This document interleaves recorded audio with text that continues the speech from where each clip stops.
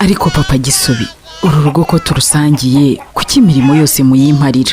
Dore mvuye gutera intabire kandi ndananiwe pe. Ko ngiye gutora ibishyimbo ngashyira ku ziko, ntiwaba unyogereza abana Manuel nawe akaba yoza ariya masahani? Reka iyo mirimo si y'abagabo rwose, tegereza Karina ave ku ishuri. Nyamara iyo myumvire ikwiye guhinduka. Babyeyi, dutoza abana bacu, abahungu n'abakobwa gusaranganya imirimo yo mu rugo kandi banaturebereho, kuko kuyegeka ku bagore n'abakobwa gusa ari ukubavunisha bikadindiza iterambere ry'umuryango n'iry'igihugu muri rusange. Ubu butumwa mubugejejweho na Action Aid Rwanda ku bufatanye na UN Women. Ariko papa Gisubi, uru rugo ko turusangiye kuki imirimo yose muyimparira? Dore mvuye gutera intabire kandi ndananiwe pe. Ko ngiye gutora ibishyimbo ngashyira ku ziko, ntiwaba unyogereza abana Manuel nawe akaba yoza ariya masahani? Reka iyo mirimo si y'abagabo rwose, tegereza Karina ave ku ishuri. Nyamara iyo myumvire ikwiye guhinduka. Babyeyi, dutoza abana bacu, abahungu n'abakobwa gusaranganya imirimo yo mu rugo kandi banaturebereho, kuko kuyegeka ku bagore n'abakobwa gusa ari ukubavunisha bikadindiza iterambere ry'umuryango n'iry'igihugu muri rusange. Ubu butumwa mubugejejweho na Action Aid Rwanda ku bufatanye na UN Women. Ariko papa Gisubi, uru rugo ko turusangiye kuki imirimo yose muyimparira? Dore mvuye gutera intabire kandi ndananiwe pe. Ko ngiye gutora ibishyimbo ngashyira ku ziko, ntiwaba unyogereza abana Manuel nawe akaba yoza ariya masahani? Reka iyo mirimo si y'abagabo rwose, tegereza Karina ave ku ishuri. Nyamara iyo myumvire ikwiye guhinduka. Babyeyi, dutoza abana bacu, abahungu n'abakobwa gusaranganya imirimo yo mu rugo kandi banaturebereho, kuko kuyegeka ku bagore n'abakobwa gusa ari ukubavunisha bikadindiza iterambere ry'umuryango n'iry'igihugu muri rusange. Ubu butumwa mubugejejweho na Action Aid Rwanda ku bufatanye na UN Women. Ariko papa Gisubi, uru rugo ko turusangiye kuki imirimo yose muyimparira? Dore mvuye gutera intabire kandi ndananiwe pe. Ko ngiye gutora ibishyimbo ngashyira ku ziko, ntiwaba unyogereza abana Manuel nawe akaba yoza ariya masahani? Reka iyo mirimo si y'abagabo rwose, tegereza Karina ave ku ishuri. Nyamara iyo myumvire ikwiye guhinduka. Babyeyi, dutoza abana bacu, abahungu n'abakobwa gusaranganya imirimo yo mu rugo kandi banaturebereho, kuko kuyegeka ku bagore n'abakobwa gusa ari ukubavunisha bikadindiza iterambere ry'umuryango n'iry'igihugu muri rusange. Ubu butumwa mubugejejweho na Action Aid Rwanda ku bufatanye na UN Women. Ariko papa Gisubi, uru rugo ko turusangiye kuki imirimo yose muyimparira? Dore mvuye gutera intabire kandi ndananiwe pe. Ko ngiye gutora ibishyimbo ngashyira ku ziko, ntiwaba unyogereza abana Manuel nawe akaba yoza ariya masahani? Reka iyo mirimo si y'abagabo rwose, tegereza Karina ave ku ishuri. Nyamara iyo myumvire ikwiye guhinduka. Babyeyi, dutoza abana bacu, abahungu n'abakobwa gusaranganya imirimo yo mu rugo kandi banaturebereho, kuko kuyegeka ku bagore n'abakobwa gusa ari ukubavunisha bikadindiza iterambere ry'umuryango n'iry'igihugu muri rusange. Ubu butumwa mubugejejweho na Action Aid Rwanda ku bufatanye na UN Women. Ariko papa Gisubi, uru rugo ko turusangiye kuki imirimo yose muyimparira? Dore mvuye gutera intabire kandi ndananiwe pe. Ko ngiye gutora ibishyimbo ngashyira ku ziko, ntiwaba unyogereza abana Manuel nawe akaba yoza ariya masahani? Reka iyo mirimo si y'abagabo rwose, tegereza Karina ave ku ishuri. Nyamara iyo myumvire ikwiye guhinduka. Babyeyi, dutoza abana bacu, abahungu n'abakobwa gusaranganya imirimo yo mu rugo kandi banaturebereho, kuko kuyegeka ku bagore n'abakobwa gusa ari ukubavunisha bikadindiza iterambere ry'umuryango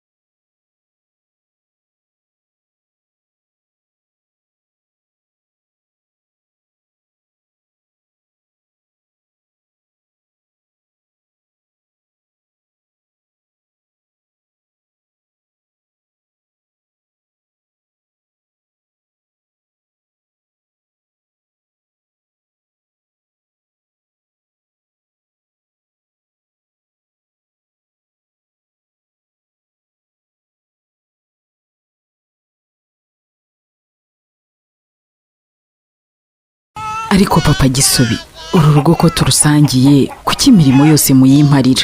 Dore mvuye gutera intabire kandi ndananiwe pe, ko ngiye gutora ibishyimbo ngashyira ku ziko ntiwaba unyogereza abana Manuel nawe akaba yoza ariya masahani. reka iyo mirimo si y'abagabo rwose, tegereza Karina ave ku ishuri. Nyamara iyo myumvire ikwiye guhinduka. babyeyi dutoza abana bacu abahungu n'abakobwa gusaranganya imirimo yo mu rugo kandi banaturebereho, kuko kuyegeka ku bagore n'abakobwa gusa ari ukubavunisha bikadindiza iterambere ry'umuryango n'iry'igihugu muri rusange. ubu butumwa mubugejejweho na Action Aid Rwanda ku bufatanye na UN Women. Ariko papa gisubi uru rugo ko turusangiye kuki imirimo yose muyimparira? Dore mvuye gutera intabire kandi ndananiwe pe, ko ngiye gutora ibishyimbo ngashyira ku ziko ntiwaba unyogereza abana Manuel nawe akaba yoza ariya masahani. reka iyo mirimo si y'abagabo rwose, tegereza Karina ave ku ishuri. Nyamara iyo myumvire ikwiye guhinduka. babyeyi dutoza abana bacu abahungu n'abakobwa gusaranganya imirimo yo mu rugo kandi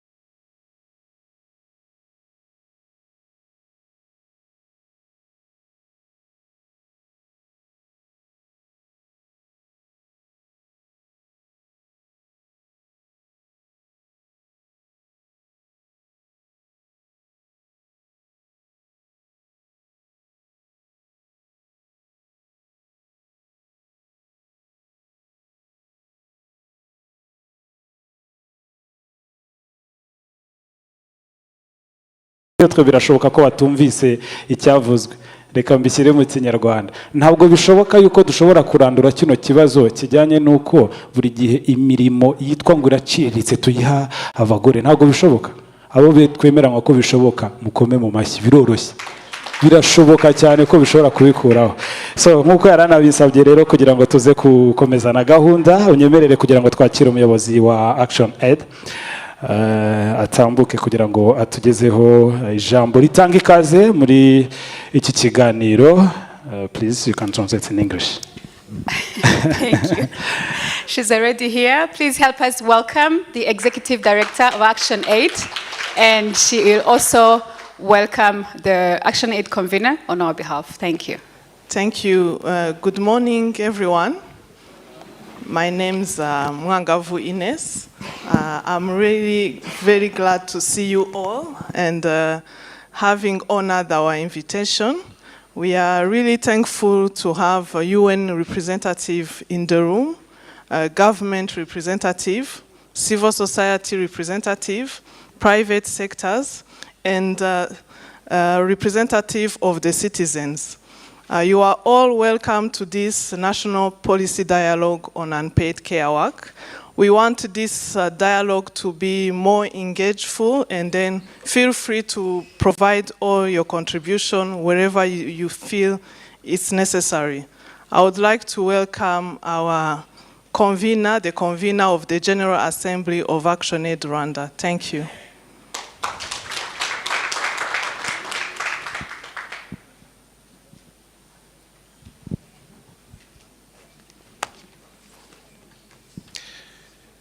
Thank you very much. I'm Dr. Ibrahim Dejimana. I'm convener for Action Aid Rwanda. Today I will speak on behalf of Action Aid Rwanda, representing the board. Guest of honor, representative of UN Women, distinguished guest, representative of public, private, civil society organization, media houses, ladies and gentlemen, good morning. As I said, I will express my opening remarks as representing the Board of Action Aid Rwanda. My task is very simple, just to welcome you in this national dialogue, but also to thank you for responding positively in this national dialogue. It's our pleasure to be with you collectively to reflect on how we can respond to this issue that's affecting the people we are or have a responsibility to serve, particularly women and girls who are the most affected by the patriarchal society, include the unequal care workload.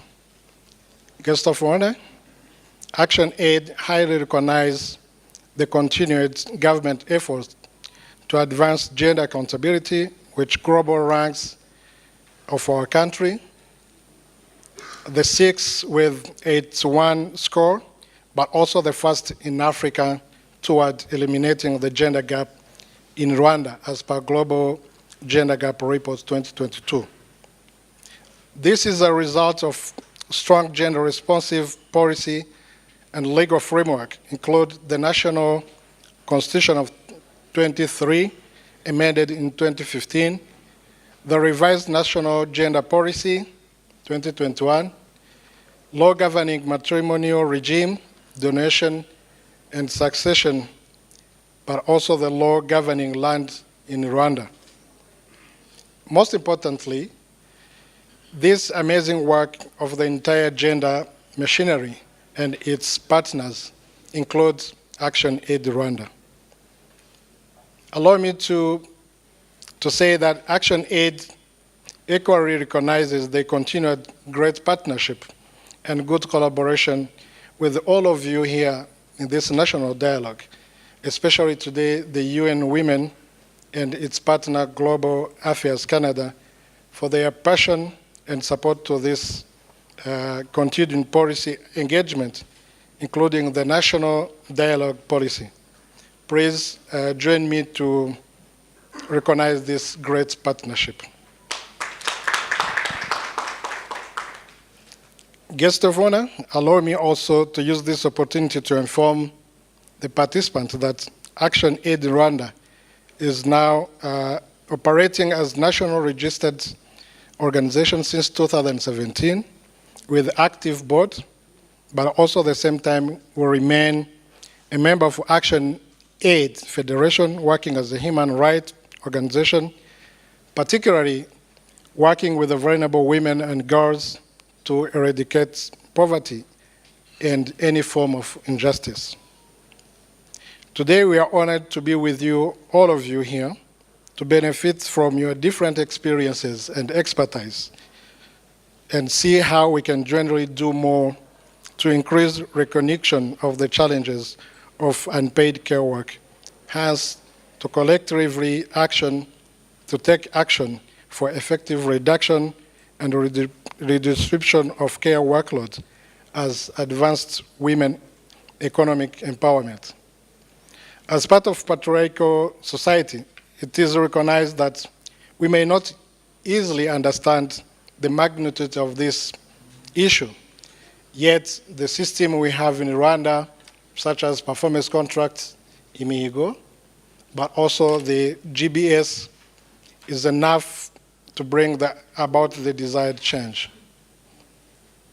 According to ILO report 2019, global women spend 4 hours, 25 minutes daily doing unpaid care work, in comparison to 1 hour, 23 minutes, and this is changing very slowly by less than 1 minute per year in the past 15 years. Similarly, in Rwanda, on average, women spend approximately 26.7 hours per week, as my colleague said, on paid care work, almost 4 hours daily, compared to only 16.1 hours spent by men. That is almost 2 hours daily. This is according to National Statistics Gender Thematic Report 2020. This resonates with Action Aid's study 2019, which affirmed that women in rural areas spend 6 hours a day on unpaid care work versus 2 hours for men. In suburban, women spend 5 hours a day compared to 1 hour for men spend.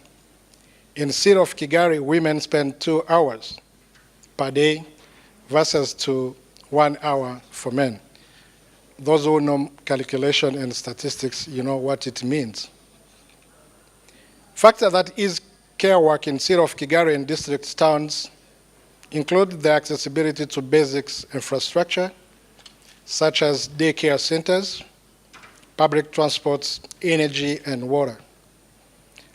Since the onset of COVID-19 pandemic, surveys showed that women have seen their time allocated to collecting firewood and fishing wood increase by 33% compared to 28% of men. The feminist ICU lead to gender occupational segregation that often assign women to jobs, tasks, and roles that are deemed less important and thus pay lower wages. Addressing the unpaid care work does not necessarily mean paying women for their unpaid care work. It's not about monetizing these activities, but rather pushing the greater collective responsibility and accountability for the care provision between households, the community, and the government. Guests of honor, distinguished participants, allow me to remind you that the SDG Target 5.4 require government not only to recognize and vary unpaid care work, but also to provide public services, infrastructure and social protection policies, and to promote shared responsibility for the care work within the home to allow women potentially benefit and enjoy wider economy and social human rights. For this to be delivered, we think we can use at least 4 principles as follows. The first principle was to be reconnection. This means that unpaid care work should be seen and acknowledged as valuable work, as a social good and major contribution to the entire economy. It's also required that we do include the established definition of work and production. States should acknowledge the unpaid care and domestic work has inherent social value beyond financial measurement due to its centrality to overall society function and well-being. The second principle I would propose, that's a reduction. A reduction means that amount of unpaid care and domestic work decreases. This can be achieved by providing time, labor-saving technology and infrastructure, and offering services in different ways.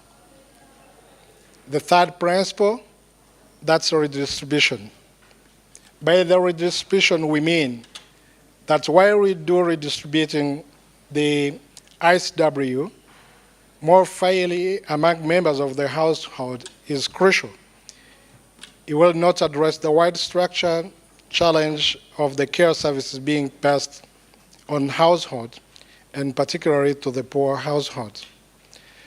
The most sustainable structure achieved from the redistribution is through the state's provision of universal quality gender responsive public services, include the health, energy, education, water, but also the sanitations. The last but not the least is representations. This requires that government should ensure that women and girls are able to present their own demands and meaningfully involved in the design, delivery, and monitoring of policies and programs related to care and domestic work, as well as the socio-economic rights as well. We hope that this policy dialogue will help us to increase the recognition of challenges of unpaid work toward increased public transport, support for the gender-responsive public services, to effectively reduce and redistribute the care workload across all sectors to accelerate women economic empowerment in Rwanda. I strongly believe that the discussion we shall have here will be participatory but also be fruitful. I wish you all the best.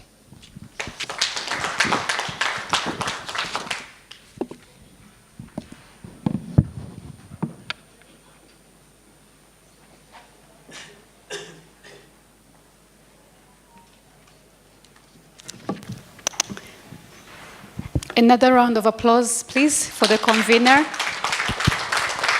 Thank you very much. And without going back to the full speech, I believe you understood that we need more action.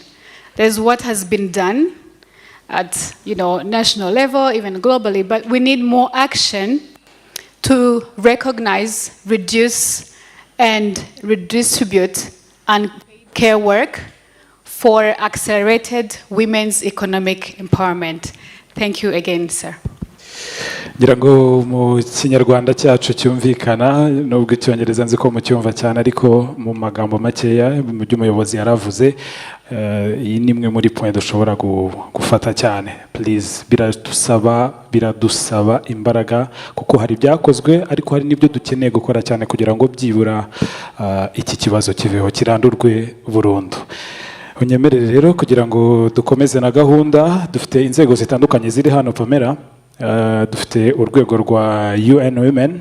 Munyemerere twakire umuyobozi yitwa please if I don't speak well I apologize before your name. Yitwa Tikelele Tadel Alemo. I don't know if I'm speaking well ariko izina ni iryo ngiro, so you're welcome. So please help us welcome Tikekel Tadel Abele. Alemo, Alemo. from UN Women. UN Women is one of the key partners, as mentioned by the convener. You're welcome. The floor is yours. Thank you so much, moderators. Mwaramutse neza. Good morning. I'm trying. Thank you so much for the opportunity, distinguished guests, our dear colleagues from the Ministry of Gender and Family Promotion, our dear colleagues from ActionAid Rwanda, representatives of civil society organizations, media entities, and all stakeholders who are present here. Allow me to start. My name is Tikekel Tadele. I am the program management specialist at UN Women Rwanda country office. Really want to sincerely thank ActionAid really for organizing this important and timely meeting, in which I'm really delighted to be part of, representing UN Women representative to Rwanda, Madam Janet Kame, who unfortunately was unable to be here due to another clashing commitment, but really passed warm greetings. I know Ibrahim, my colleague, has done most of the work in setting the scene, but I will be sharing some of our remarks and sort of reiterate some of the points he mentioned as part of my brief remark. Dear participants, as you all know, care work is fundamental for human well-being and is essential for a vibrant, sustainable economy with a productive labor force. Care work ensures complex and life-sustaining web on which our very existence depends. Without it, individuals, families, societies, and economies would not be able to survive and thrive. This is how we understand it. The centrality of care to sustainable development and its relevance for gender equality and women's empowerment particularly is well recognized by the global community, including it being identified as one of the targets of Sustainable Development Goals, Goal 5. Yet, unfortunately, around the world, women and girls shoulder the disproportionate share of care work that is unpaid, unrecognized, and undervalued. In actual fact, it's across Africa, I would say.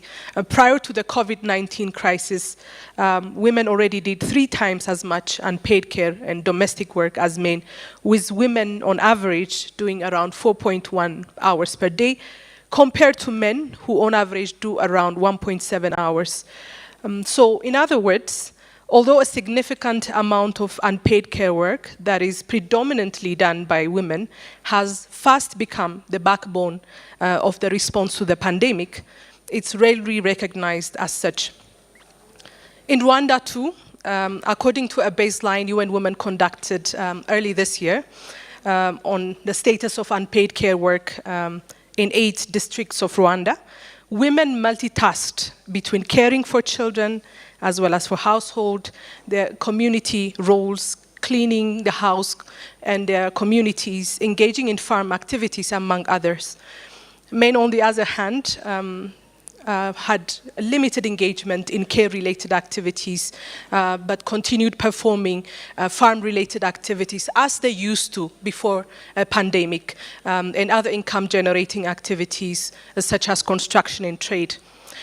In regards to the perceptions that came out as a result of the survey, the same study interestingly revealed that both men and women are satisfied with how they currently share unpaid care and domestic work in households. Even though the survey concludes that unpaid care work is a burden for women, both women and men in rural and urban districts expressed satisfaction with the level of distribution of roles at home. To give you the numbers, 90% of women reported being satisfied with how the labor is divided with their spouses, with 30.35% being very satisfied, whereas 78.6% of married women believe that their spouses are satisfied with the division of labor. On the other hand, all interviewed men reported that being satisfied with the division of labor, with 49.97% being very satisfied with their roles, whereas they believe 39.8% believe that their partners are satisfied with the division of labor. But the truth is, level of satisfaction is not an indication of the proportionate distribution of responsibilities, as the numbers show to the contrary. Perceptions further, unfortunately, indicate that women are the ones who support beating if women fail to perform well on unpaid care work. Findings indicate that men were never taught or exposed to working on unpaid care work by their parents or any other man in the household. It is, therefore, very much important to tackle social norms in our discussions today to ensure that sociocultural stereotypes that perpetuate such perceptions do not continue to disproportionately expose women to responsibilities which further expose them to gender-based discrimination and violence as a result. On the policy front, which we are very much also into as UN Women, and we know ActionAid is also very much advancing the policy level work, a failure to make care work visible and include it in policies and measures designed to mitigate the COVID-19 crisis and its aftermath, in particular in the area of social protection, could have a disastrous effect for women's autonomy and overall well-being. In contrast, carefully planned investments in social protection for women in the care economy are strategic for recovery from the crisis, with more equality in terms of productive employment, additional capacities, and economic growth. And to ensure that gender equality priorities are integrated in economic growth, development, and poverty reduction strategies, it's very much vital that the care economy be made visible to policymakers to promote the adoption of effective and sustainable gender-responsive social policy and social protection policies. It's for the same reason that UN Women in Rwanda will continue to strengthen its partnerships with relevant stakeholders to address the gender gap in care work for women and girls. Currently, with ActionAid in Rwanda, we are implementing these important projects with the aim to remove structural barriers to women's full and equal participation in the economies of Rwanda by recognizing, reducing, and redistributing unpaid care work. We will strive as UN Women to promote and inform policies through advocacy, knowledge sharing, and social mobilization so that our collective efforts lead to transformative impact for women in Rwanda. In all of this, we'll make sure that women are at the center of decision-making, policy-making, and all efforts for sustainable impact. As I conclude, I'm humbly requesting you, the technocrats, our key stakeholders, really to take your time to elaborate, share, and discuss honestly the catalytic strategies boys, men, women, and girls can use to address the burden of care, unpaid care work on women. And we, as UN Women, we remain a committed ally to advance the solutions you propose and really call upon you to reciprocate the same. As I come to the last part of my presentational remarks, really want to thank ActionAid Rwanda for being a very important technical ally, for pulling this important forum. We really look forward to continuing this engagement. But most importantly, this initiative and the coordination of forum, this important forum, would not have been possible without the generous support of the Canadian High Commission. So we thank you very much for trusting us to deliver on this, the vision of this important project. Thank you very much for your attention. Wish you a very fruitful meeting. Murakoze cyane.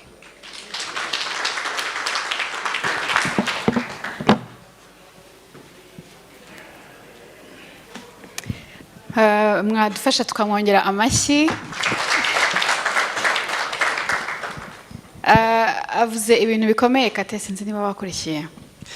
Nakurikiye, turagerageza gukora resume, ntabwo twavuga ijambo ku ijambo ariko turakora resume muri makeya. Reka tubibutse yuko turi hano uyu munsi kugira ngo tuganire ku mirimo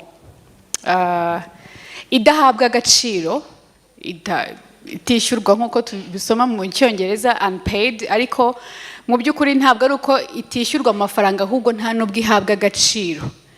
Abagore bakora amasaha menshi kandi byiyongera no ku zindi nshingano bafite. Abagore uyu munsi mu Rwanda barabizi,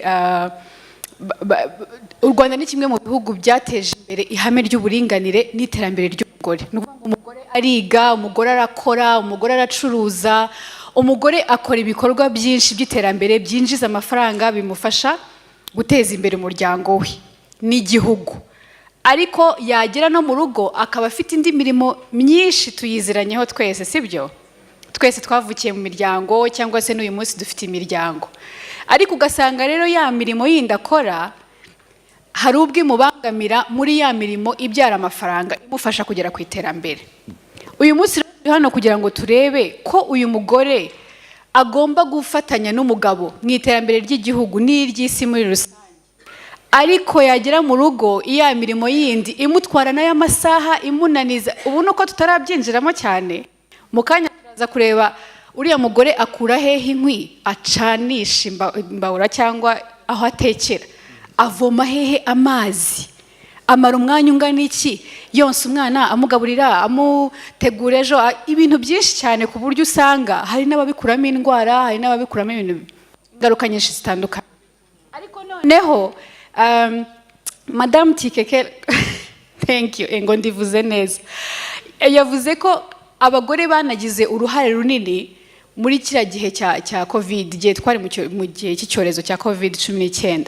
Bakoze imirimo noneho ngira ngo inshuro nyinshi kurushaho, inshuro zirenze, kandi iyi mirimo yihariwe n'abagore ku kigero cya 90%. Hari n'ikindi kintu yavuze gikomeye cyuko ubwo iyo tubivuga gutya muri iyi mibare igaragaza ko abagore aribo bakora iyi mirimo kurusha abagabo, hazamo ikibazo cyuko abagabo ngo entre parenthèses ntabwo batojwe gukora iyi mirimo kuva kera bakiri bato mu miryango yabo. Yadusabye rero ngo uyu munsi turebe ukuntu dukemura icyo kibazo cya social norms, ukuntu dutekereza ibintu muri sosiyete yacu. Nta mugabo washashe, hari umugabo wigeze kumbwira ngo ahetse umwana ku mugongo ntiyasinzira. Umwana amenya gute umugongo w'umugabo n'uw'umugore?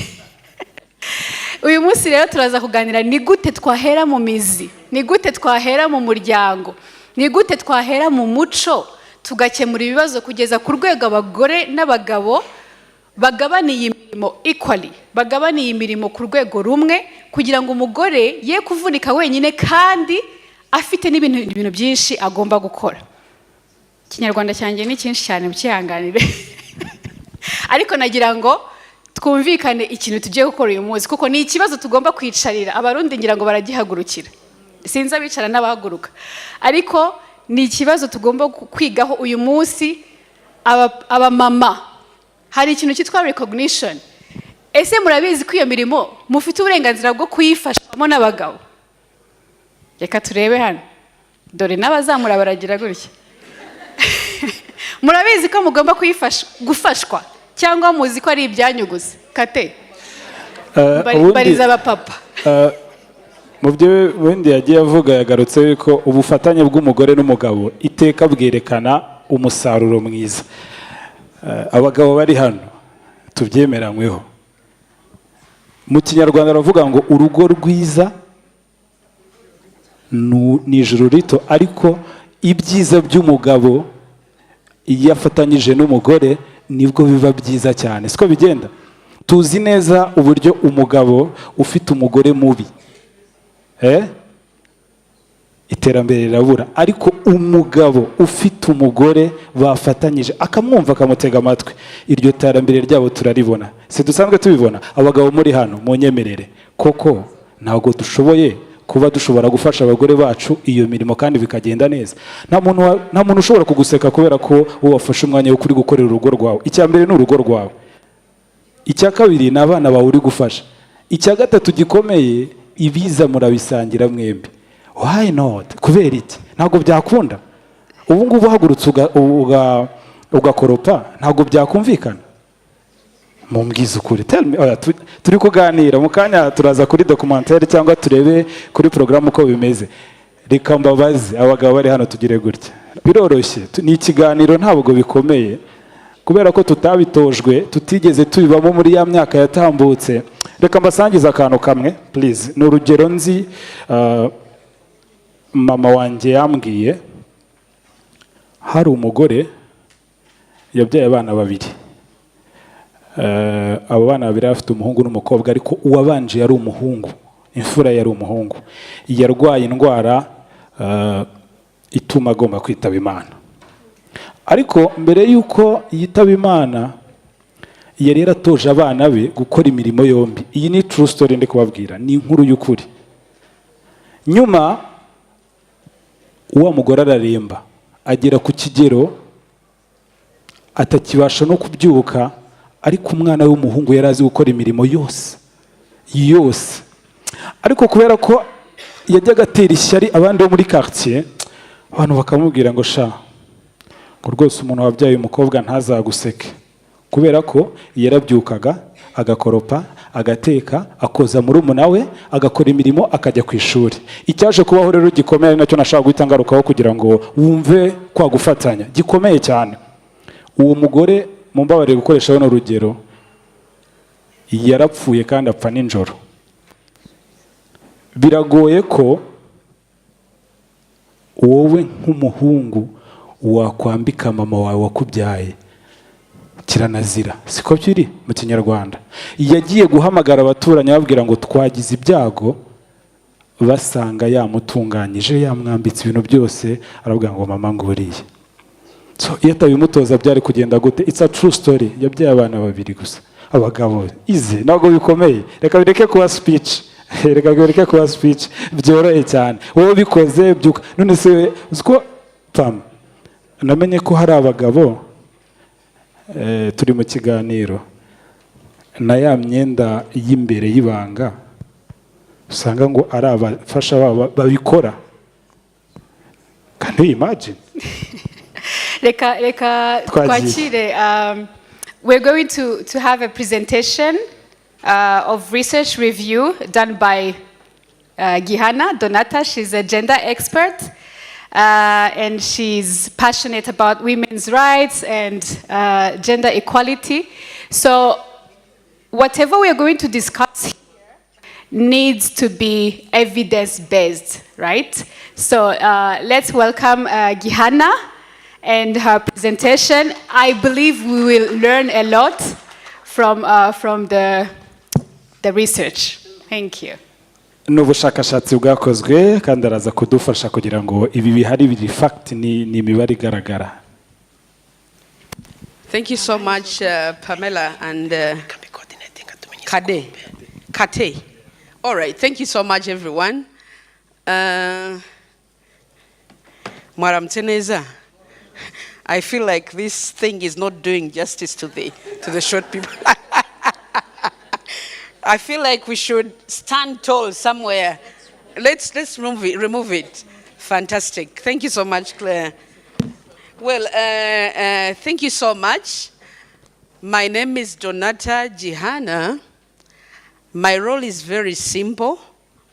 I was requested to do a research overview on unpaid care work and its nexus or relationship with women economic empowerment.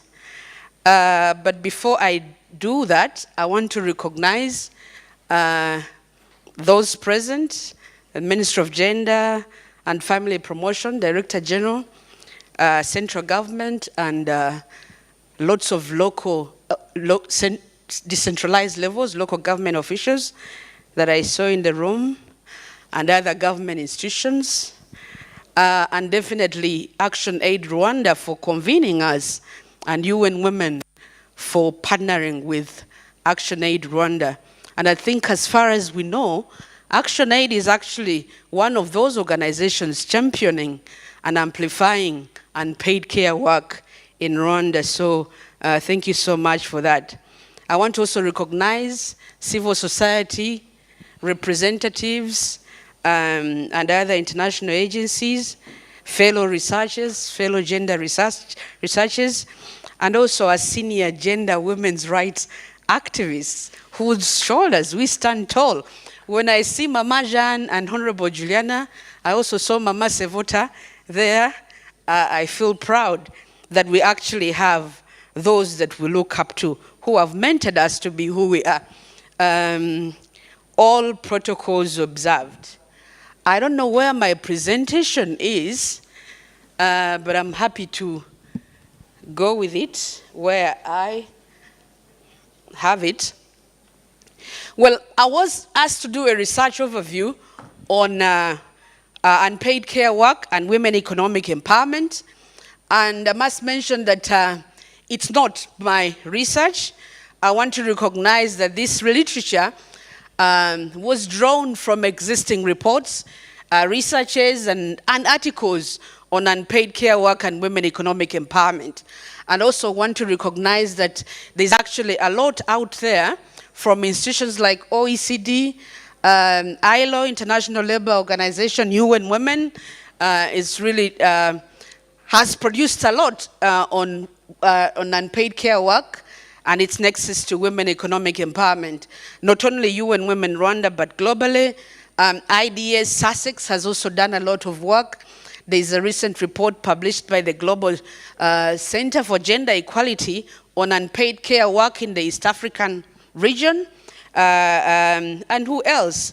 Quite a number of them, but I think that's all. Well, the outline of my presentation, Anato, what's happening? But I can continue or wait a few minutes? Okay. Anyway, as we wait, I liked the way Pamela.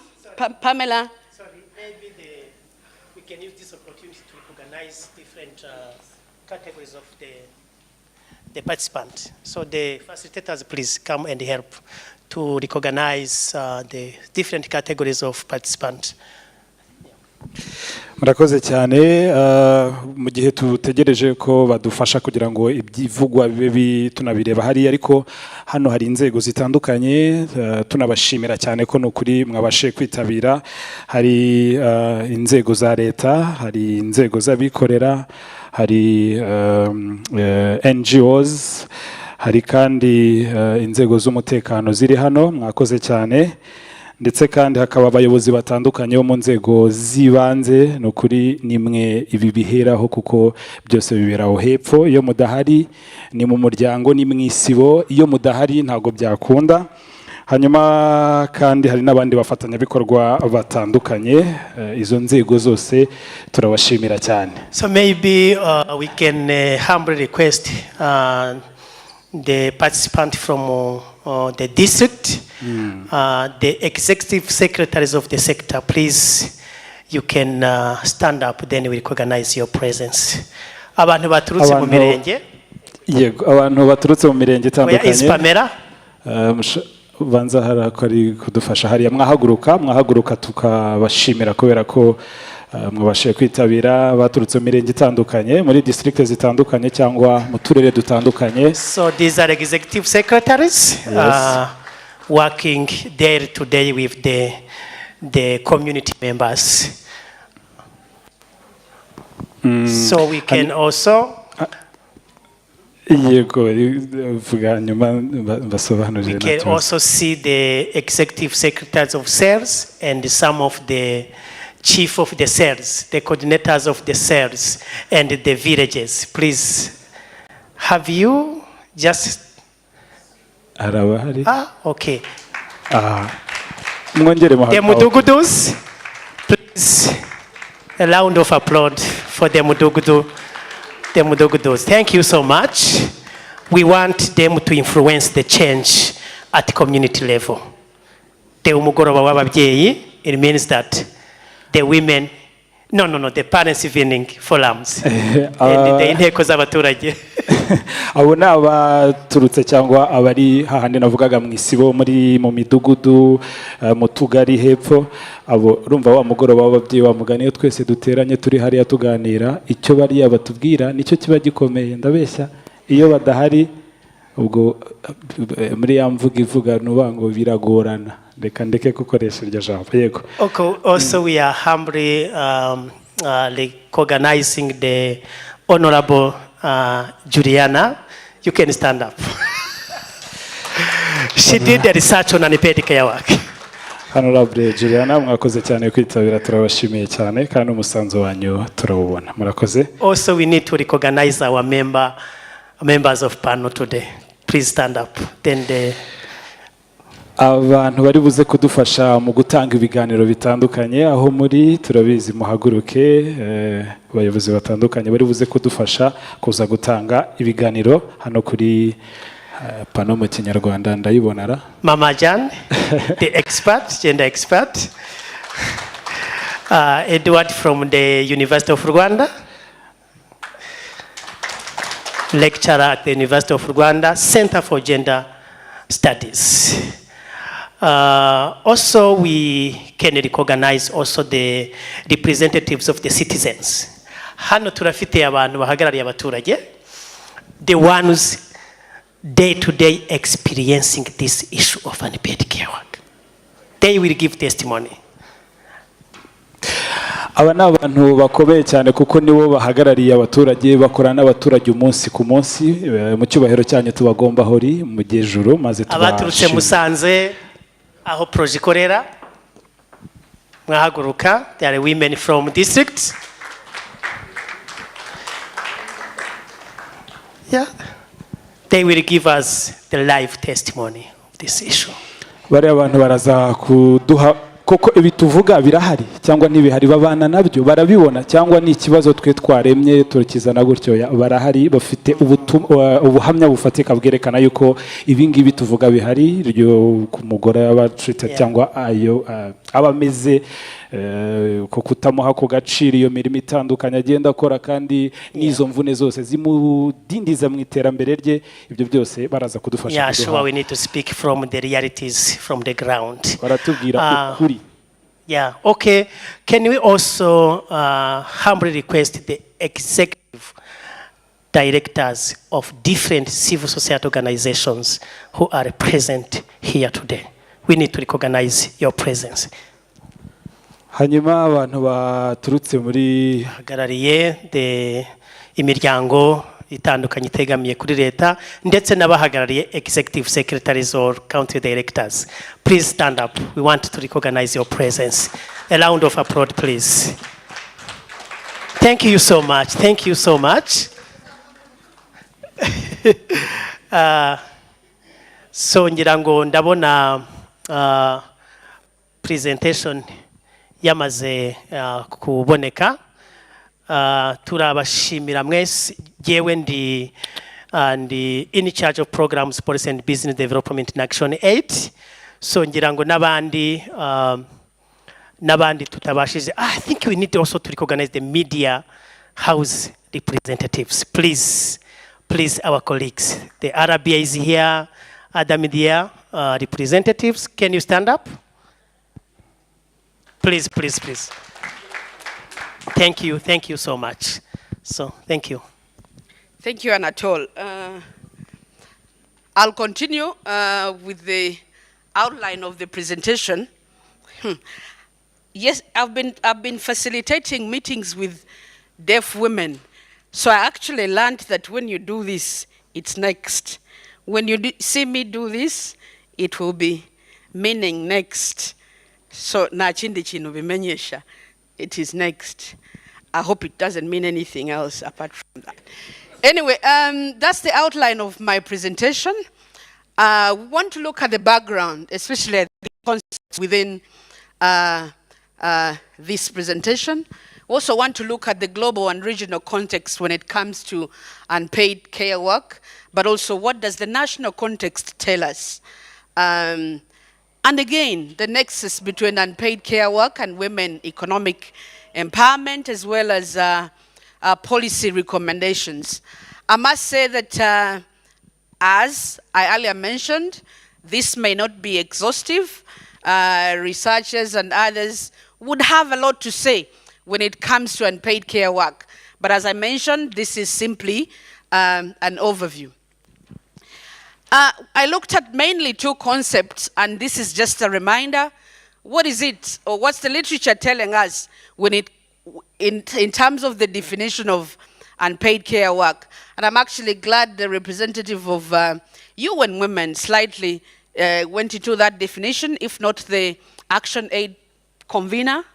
Yeah, the literature is drawn from two references which tell us that actually all unpaid services provided within a household for its members, including care of persons, housework, and voluntary community work, is unpaid care work. Voluntary community work, I asked myself, what does that really mean in the Rwandan context? Let's think about that. And also direct care of people, children, the elderly, persons with disabilities, and household tasks, such as cooking. We've actually had a lot of that even from the initial presentation. But what does unpaid really mean? It means that the individual performing this activity is not remunerated, is not paid for that work they do, and then care, the activity provided or provides what is necessary for the health and well-being. We are doing that because it's necessary. And also work, the activity involves mental, physical effort, and costly in terms of time, resources. And anyway, the literature is showing that, is telling us that any activity that is considered work, that is defined work or called work, is supposed to be, theoretically could pay. You could pay a third person to perform that work. As long as it's called work, it should be really paid. Women economic empowerment, the Gates Foundation is defining this as a transformation process that helps women and girls move from, limited power, voice, and choice at home and in the economy to having skills, resources, and opportunities that they need to compete in the market. But also the agency. To me, agency is a very strong word, to control and benefit from the economic gains. And the ICRW defines women economic empowerment as the ability to succeed and advance economically and the power to make and act on economic decisions. And also the capacity of women and men to participate in, contribute to, and benefit from growth processes. Those are definitions, but we widely look at it, probably that give us guidance on these two concepts. But it's really important to really think about this from our national context. Next. What does the global and regional context tell us when it comes to unpaid care work? 1 billion women worldwide remain outside the formal financial system. Only half of them are participating in the workforce. That's UN Women's recent report. And also 16 billion hours are spent on unpaid care work every day. I loved when Pamela drew the national statistics, and also the convener of Action Aid. We'll probably see that again in the national context. But globally, 16 billion hours on unpaid care work. But also worldwide, women and girls spend 200 million hours daily collecting water. Sub-Saharan Africa is mainly affected, with 70% of the time spent on water collection. There is a lot of that as well when it comes to the national context, because I know the Gender Monitoring Office has done a number of gender profiles. Rebecca would confirm that. I remember one on infrastructure, gender and infrastructure, that draws or mentions something around water, and also gender and energy, which talks about the amount of time women are spending collecting firewood for cooking. So globally, women spend an average of about 38 more minutes per day on paid and unpaid work for men. So 42% of women can't secure jobs because they're responsible for caregiving. and 75% undertake unpaid care work. But 89% of households have women and girls perform majority of these household chores. Northern Africa, as I mentioned, Sub-Saharan Africa, Western Asia, it's where we have the greatest substance of unpaid domestic work, where women work spend 7 times as much on unpaid care work. And also looked at the East African Community Gender Policy. It also sums up what's happening in the region, that majority of the women in East Africa devote a lot of time to unpaid care work. Again, that seems like common sense to us on the different types of unpaid care work that we engage in. Next, when we look at the national context, the fact that we are in this room, it's a testament and confirmation that a lot has been, at least there is a start of a conversation when it comes to unpaid care work. And I must say that you're seeing growth in the body of research and evidence when it comes to unpaid care work. But also Rwanda, similar to other sub-Saharan African countries, women and girls still bear the burden of unpaid care work and domestic work. Women spend an average of 7 hours per day, as the Action Aid convener mentioned, working on unpaid care work, and men 2 hours, especially in the rural areas. And the urban, they spend 6.9 hours. That's drawn from the recent UN Women Rwanda report on unpaid care work.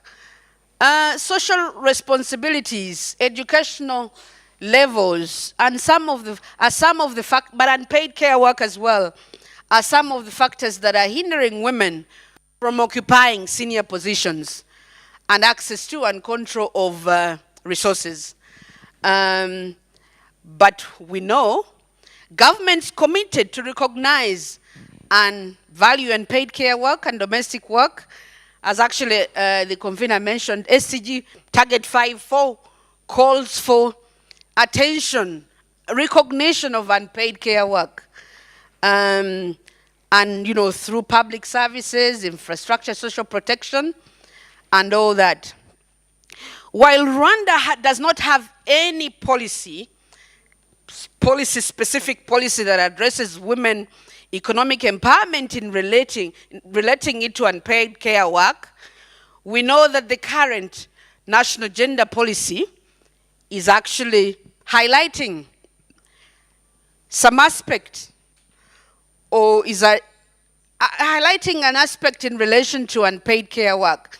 And I drew my attention to policy issue 2.4 in the national gender policy, where it recognizes unpaid care work as a limitation to the participation of women in entrepreneurship and business development. And I'm glad that Deja Prof is here, probably would even share more about what the ministry is probably doing or is planning to do in regards to that, or even more. But again, we acknowledge the amazing initiatives that are in place when it comes to women and unpaid care work. Good progress, because we had a beginning where we don't have ECDs or child care facilities where children can leave their women while at work. But today, we have a number of ECDs across the country that create a safe environment for children while mothers engage in productive work. I read Action Aid Rwanda's report. It has really supported the establishment of a number of ECDs across the country, looking at initiatives, GMO and UNICEF in tea plantations, and also the GMO's gender seal that actually looks at women economic empowerment or gender mainstreaming in the private sector, UNDP, UN Women, and a number of others. I mean, there is a lot that is slowly coming up, and a good step forward in terms of even recognizing that, it's important that some of the unpaid care work load is slowly reduced, for the women, for them to engage in productive work. As I mentioned, this is an overview. This is simply an overview. There is a lot more. As you can imagine, not all that can fit in this PowerPoint presentation that is less than 2 hours. But I'm glad there will be an opportunity for us to share as much on what has been done as regards policy and other initiatives. But who bears the burden? Why should we even care? While I was putting up this presentation, I asked myself, who cares? Who bears the burden? Why should we even bother? Gender norms, all of us have touched on that this morning. Stereotypes are reinforcing the belief that it's girls and women that are supposed to engage in domestic chores or unpaid care work. But it's not even yet fully recognized. And of course, the care burden for women is seen as a responsibility. Niko bigomba kumera abakobwa n'abahungu, abakobwa bagomba gusasa uburiri, things of that nature. It reminded me a story of my 14-year-old son, Junior. He was 4 years old. Mama Jean knows him. He was 4 years old. One time we were on the table and I said, you know what? Guys, as you're growing up, I need help in the house. Junior, you need to start washing the plates. Noel, cooking. You know what the 4-year-old son told me? Mommy, boys don't cook. Or boys don't wash plates. No, Ndivas, where is he even getting this from? Because I'm training them to both share responsibilities. Influence, as Gatwaza is saying, it's not only the home that influences these social norms, the schools, the friends. The environment is too complex that even if as a mother or a father, you try to teach them to share responsibilities, the moment they turn around from school, the friends will tell them, you're washing plates and you're a boy. So generally, that's how complex some of these cultural norms and stereotypes are enforced or emphasize that it cannot take you alone to uproot those stereotypes. Balancing paid and uncare work remains a challenge task for majority of the women in Rwanda. Let's begin with ourselves. Students, researchers, professional women. But there's a lot that still calls for our attention when it comes to the household. So unpaid care work is a barrier to women having full access to their human rights. If education is a right, sometimes I come across these statements and I ask myself, do they even know what they mean? Education is a right, but a right with all these challenges? How am I going to access and fulfill my rights to education if I'm supposed to collect water early morning, a few hours before going to school? Distance, by the time you get to class, the first lesson is over. Mujambabona muhanda, girls, late, sometimes you ask what is happening. Nabanje kuva mamas. I first went to go, fetch water. Of course, again, the context differ. Different issues with the rural women and girls and different issues with the urban women. We also need to think about that disaggregation and also levels of household economic levels. When we get into those further disaggregation, it becomes a different story. So generally, unrecognition, undervalue. We have to also note that every minute, more than a woman spends on unpaid care work represents 1 minute less that she could be potentially spending on market-related activities. Of course, that's very obvious. A girl is supposed to be in school at a certain time, but she's fetching water. She has stayed home to take care of a sibling because the mother has given birth. We have lots of stories. We still have lots of those stories when it comes to the rural communities. And I'm really glad we have abayobozi amasibo anatoniko bimeze n'ibindi byose. So those are the true, authentic representatives of what we're talking about. What does this imply for Rwandan women? Again, when I think of unpaid care, I ask myself, what are we asking women to do? The Constitution says 30%, at least 30% women representation in decision making. Sukuva kwisibora, Mama Jean. At all levels. Honorable Juliana is here, one of those women that championed these things. Nukuva kwisibu. From the lowest level of representation. Essay, we fetching water, collecting, all those things. How will this woman get into the local levels? Can we even question why we have low levels of representation in the decentralized levels? Wowe washiraho umukozi ukabyirengagiza a few hours, right? How about those? And as I mentioned, these things differ or take different shapes when it comes to rural, urban, and as well as our levels of economic empowerment. I won't get into health. I won't get into education. Yaho, women may be limited to accessing health services because abana bagomba kuza bakaria at a certain level. Will she go to that queue at the health center looking for family planning services?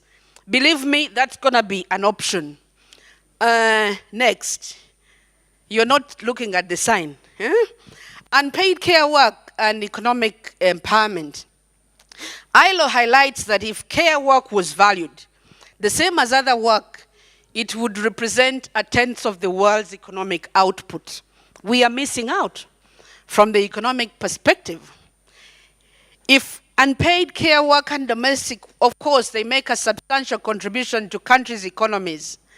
There's somewhere else that I read, I don't think I put it there, when they actually, I think it's there somewhere, they're showing how manufacturing, all those other services, unpaid work is actually much more than that. And I thought about it. Everybody engaged in manufacturing, they have to come and eat at some point. They have to have their clothes washed. They have to sleep I mean, it cuts across a number of things. So no wonder or no doubt, it is really a key to the economy. Yeah, that's it. The sector, more than the sectors like manufacturing, commerce, or transportation. And I think the representative of UN Women mentioned that the COVID-19 pandemic made it even worse. In other words, we were struggling with these issues already, but the COVID-19 pandemic increased unpaid care work. Studies are showing us that an estimated 28 million women over the age of 25 are to leave the labor market, which puts them at risk of financial independence and living in extreme poverty. All of us know the COVID-19 related stories. How many times we ate in a day, those who could, how many times we washed our hands. If that water is not closed, what does it mean for girls and women? Anyway, climate change. Climate change is also increasing women's unpaid care work in farming, water and fuel collection. Imagine a situation where we hit by drought, no water, or deforestation, no access, no obvious source of firewood. I think Pamela mentioned that. The gender and energy profile shows us that Rwandan women are not even guaranteed of a particular place to collect firewood. In other words, they leave home and just go search for firewood, not even sure of where to get that. So women's effective participation is possible. That's the good news if we recognize, reduce, and redistribute the 3 R's. But I wanted to simply remind ourselves, and Action 8 touched that when we look at the 3 R's in unpaid care work, when we say recognize unpaid care work, we are saying that work within households means that it should be acknowledged as valuable. If men who, if households find food ready on the table, they walk into a clean environment, right? How much can we recognize that as valuable work? How can we quantify that? How can we value that in terms of economic terms? It's a social good and major contribution to the economy. And also recognition requires that it's included in the established definitions of work and production. If you recall where we're coming from in terms of the definitions, work is work because you put time and energy and mental efforts to it. So recognition of that is, so we're calling for reduction, which means that the overall burden of unpaid care work decreases. And also provide labor-saving technologies and infrastructure and offering services in a different way. When I got to that point, I asked myself, Rwanda is going to start extracting, or has already started to extract methane gas in Kivu, and there are conversations around, access, chango availability, ya gas. But what does that mean for women? Are women part of these conversations in terms of these technologies, these energy-saving means available? And are we looking at this, that is an opportunity for women? Redistribution requires that while overall level work may remain the same, why not fairly distribute within the household between men and women? Mugahekana mwabana, nibindi mukabagaburira, all those stories, and even much more, and cook. Redistributing this work more fairly among the members of the household is very crucial. Next. Coming to a conclusion. A set of policy recommendations, as I mentioned, this is not exhaustive.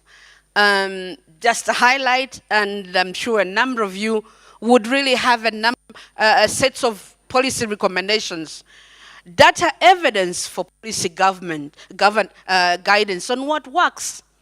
I know there's already a growing body of evidence that we're generating, but we need to, uncover, we need to know more when it comes to unpaid care work and its relationship to economic empowerment. The need to drive behavior change.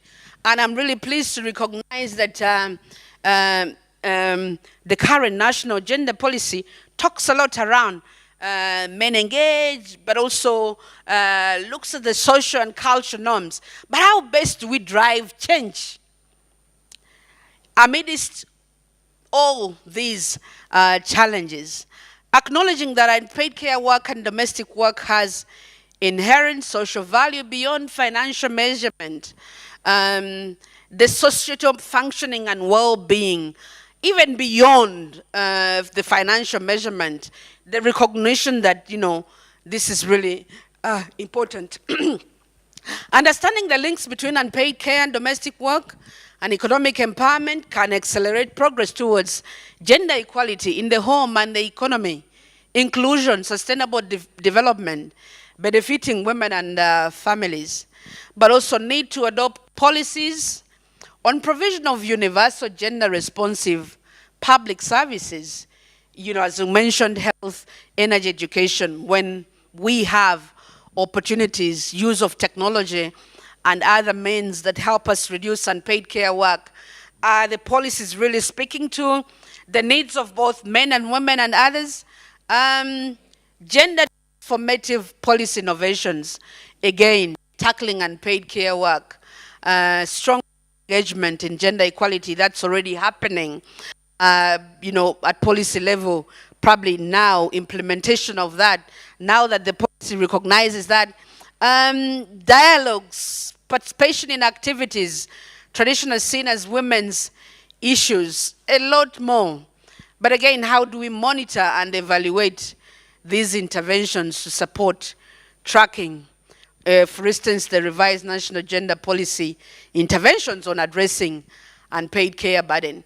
And as mentioned, the list is not exhaustive. There's a lot more that could be added on moving forward. In conclusion, just a reminder that the day-to-day lives of women around the world share one important characteristic: unpaid care work is still seen as a female responsibility. An equal distribution of caring responsibilities between men and women within households, of course, translates in unequal opportunities. The women and men opportunities and behaviors, much more determined by these institutions. As I mentioned, home, schools, including the traditional gender roles and beliefs. And these, of course, differ from countries and countries that we live in, or society by society, or even the socio-economic status of us. But we believe that women economic empowerment is achievable if unpaid care work is recognized, reduced, and redistributed. I thank you so much.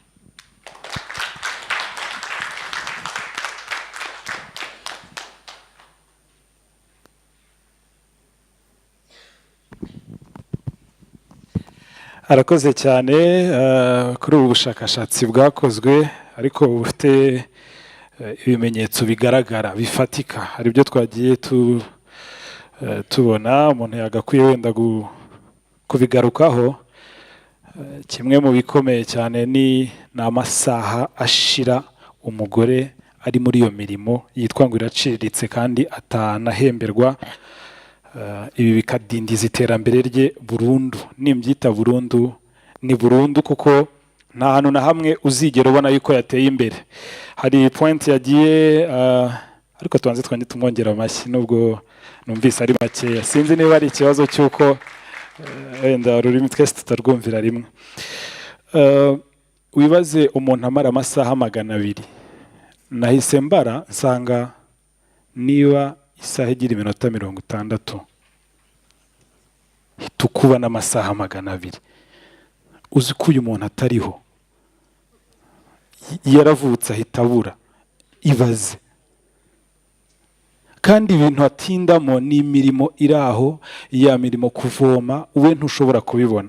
Indi point ikomeye nanone yagarutseho, ntago ndi buvuge kimwe kuri kimwe, nijyanye nuko ibi bintu uko bikorwa wowe utekereza nk'umugabo yuko nta yindi ngaruka bizatera, ariko ingaruka bitera nuko nuvutse, umwana uvutse avuka yiyumvamo ko ngewe ndi umukobwa ninjye ugenewe ibi ngibi, ngewe ndi umugabo ninjye ugenewe ibi ngibi. Ibaze undi muntu uri kurema. Nibyo bya bisekuru byagiye biza n'uyu munsi nkaba ngewe ndi hano, nkaba ntekereza ko akazi kanjye ni uguhaha, hanyuma umugore agateka, agakora ibyo bindi byose bisigaye, narangiza nkagereka akaguru ku kandi. Nta kintu na kimwe twageraho. Hari umwanzuro asoreje ariko mbere yuko nkugeraho, ubushakashatsi bundi bwakozwe na Action Aid bwerekanye ko buriya 91% by'abagore aha ni mu gihugu bwerekana ko batinda cyangwa bahora muri iyo mirimo ya buri munsi. 91% niyo babamo. Can you imagine? 41 bikagaragaza ko ari cyo noneho bakora buri munsi, nta n'ikindi kintu na kimwe bari gukora. Ni ikibazo gikomeye cyane. Pamungira ngo noneho you can join kugira ngo tujye kuri step ikurikiye. Tugiye kujya kereka niba hari indi summary wari ufite wenda twagira. Urakoze cyane Kate. Donata, wakoze cyane kuduha amakuru. Thank you very much for a detailed review. Sorry. Thank you. Can you hear me? Thank you. So this was a review, but now we're going to have a documentary video that will give us more insights about unpaid care work. I don't know if the technical team is ready. Are you ready? Yes. You can also reduce the light in the room. Tugiye kureba video nyuma y'ibyo umushakashatsi Donata yari amaze kutubwira, mugenzi wanjye Gustave atunyuriyemo muri makeya. Reka turebe n'iyi video nayo irushaho kuduha amakuru kuri iki kibazo mbere y'uko twinjira mu kiganiro kirambuye.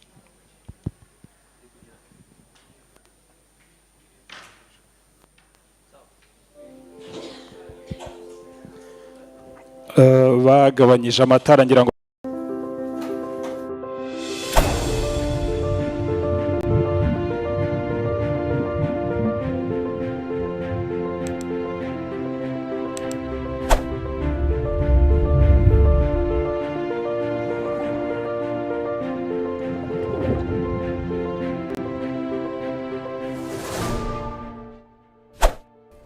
akangaka ni agakapu mba natwayemo ibiryo by'umwana n'amasuka yo guhingisha. Uba wabyutse mu gitondo ugashaka igikoma cy'umwana, mbese nibyo barirwa bari kurya, ukajya guhinga, wavayo ukabakarabya, ugashaka inkwi, ukajya no kuvoma ukanateka. Ugira nk'umwanda kubera ko uba utabonye igihe cyo kwiyitaho, cyangwa se ntubone n'amafaranga ngo wowe washaka n'umwenda wo kwambara.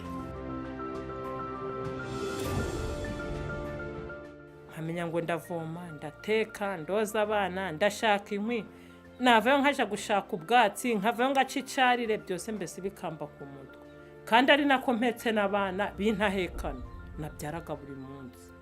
Numva ni hohoterwa ryazagamo. Gufurira abana, koza ibyombo no gukubura. Ntago muvunisha kuko jo namuzaniye se kugeza zo kuri ibyo mirimo zo mu rugo. Umugore wo mu cyaro atekereza yuko aramutse abonye amazi, akabona amashanyarazi, akabona umukozi wo mu rugo, akabona iyo gaze, yumva ko iyo mirimo yakurwaho. Nibyo koko iragabanuka, ariko ntabwo ivaho. Kuko natwe dukora, dufite akazi turi mu mujyi, ibyo bintu birahari, ariko ntibitubuza n'ubundi gukora za nshingano. Urugero nkanjye, ibyo byose urumva ya mirimo ngomba kubyuka kare, nzindutse. Kureba ko umfasha icyo cyahise cyateguwe, kumenya uburyo cyateguwemo, gutegura ibyambarwa tukambara, abana kubategura bakajya ku ishuri, ukamenya ko umwana agiye ku ishuri ameze neza, nta burwayi afite. Nyuma y'ibyo ukajya ku kazi, kandi n'ubundi akazi ngomba kukageraho saa moya nk'abandi. Ngera ku kazi, ngakora akazi, ka kazi kenshi nirirwanye ko kwakira abaturage bafite ibibazo. Niba isaha yo gutaha igeze, ndataha saa 11 njye mu rugo.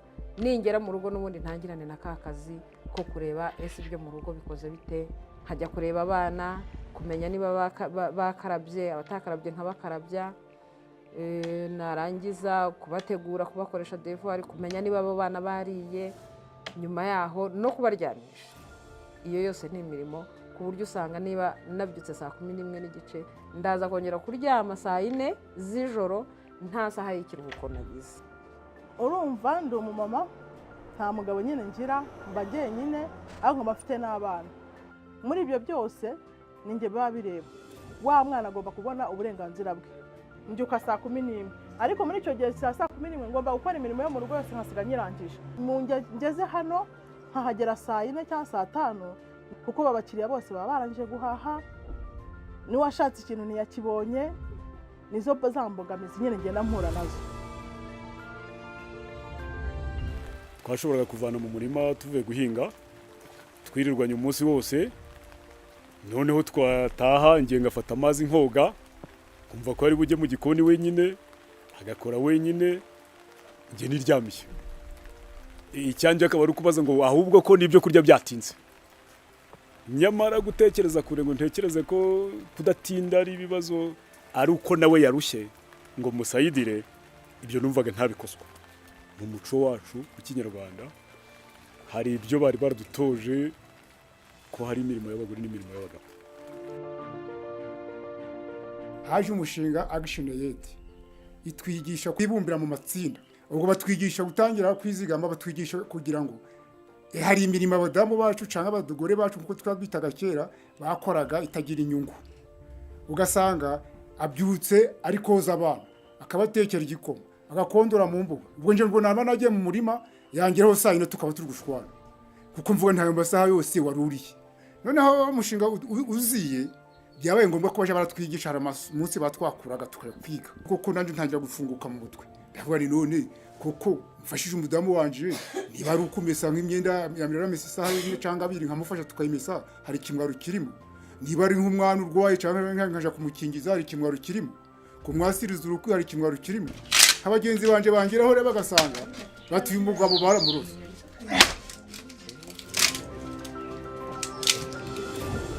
ubu ngubu aho bigeze aho yamaje kumenya kumfasha n'iki, sinari nkarabaga mbere ngo nkarabire ku gihe niyiteho, ubu nzigenda karaba byarimbamo tugaseruka, hakaba niyo nawe agiye kumpa kamwe kandi ubu ndiyanywaga wenyine, ariko akambwa ati twavunitse mada tugenda.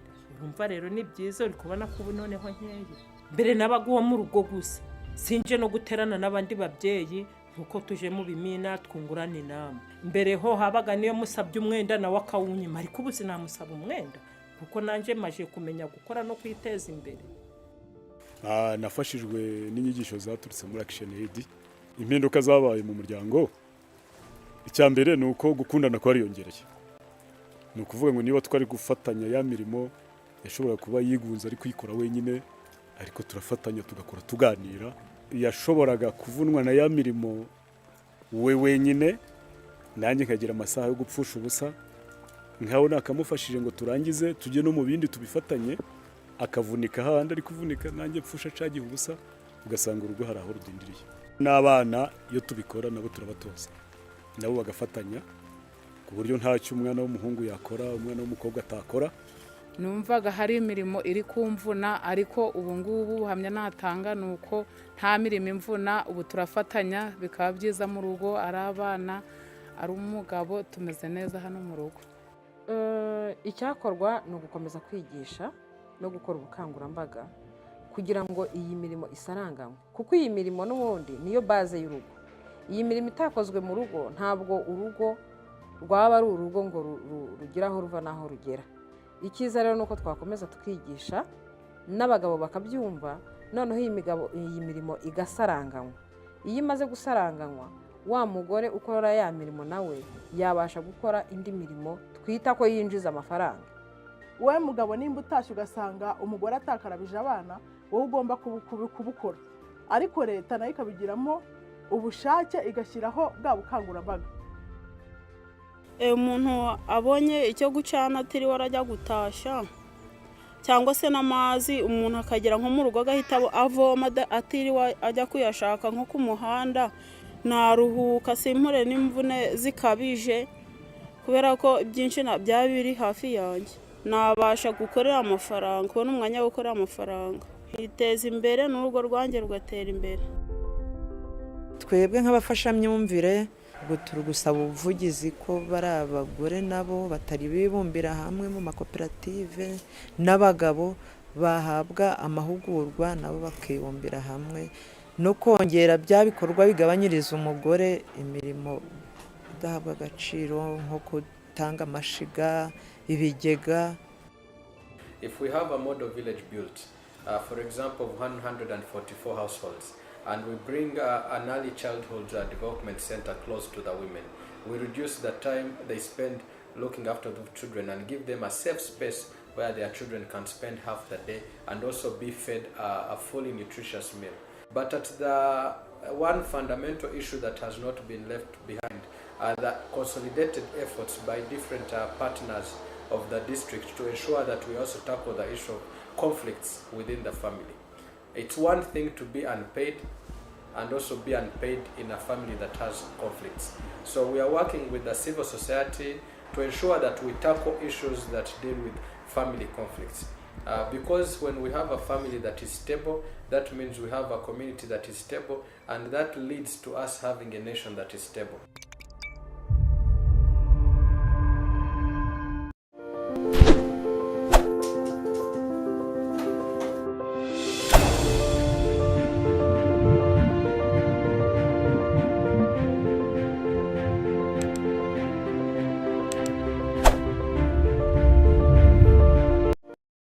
mbona umugore aravuze ngo nanjye nsanze amazi mu rugo ngatashye singiye gutashya nkasanga inkwi mu rugo ahari naruhuka. Aya murangamutima abagabo bari hano nta kintu muyumvamo ntacyo? Niba mucyumva mukome mu mashyi, niba mutacyumva mu byihorere. Icyo bivuze ni uko hari ibyishimo uzakenera utazigera ubona kubera ko uwe ntahari, amerewe nabi. Abagore nabonye hari ukuntu byahise bibafata, mwumva kuko mwumva you feel the moment, ibihura byumva, urumva ibyo biharimo kurenza umugabo. Ariko ikiza turacyakomeje kugira ngo bigende neza. Bamwe mu bo baduhaga ubuhamya hano, hari abari hano. Uriya mubyeyi namubonye, warakoze cyane gutanga témoignage, ariko munahaguruke rwose tunabashimire. Uriya mubyeyi ngira ngo mwamubonye muri video. Nicyo bivuze uyu munsi arahaguruka, arafighting, ararwana kuri icyo kintu kugira ngo byorohe, tubyumve, tubyakire, tureke kubihanana ibisekuru n'ibisekuruza. Imyaka yabaye myinshi, ariko ni twebwe twica imiryango yacu kandi twagakwiye kuyikiza. Dufite byinshi twagakwiye gukora kandi bigakunda. Munyemerere nakire Pamela noneho, mudakikwa ntabwo wemusitara tuburetse, mfashe kugira ngo tujye kuri pano, nyakirire abaza kudufasha gutanga ibiganiro, ndetse tuze no kugira n'umwanya wo kubaza, kuko nukuganira turaganira kuri no issue, turava hano dufite byibura ibisubizo kandi birashoboka. So pano, Pamela karibu kuri pano.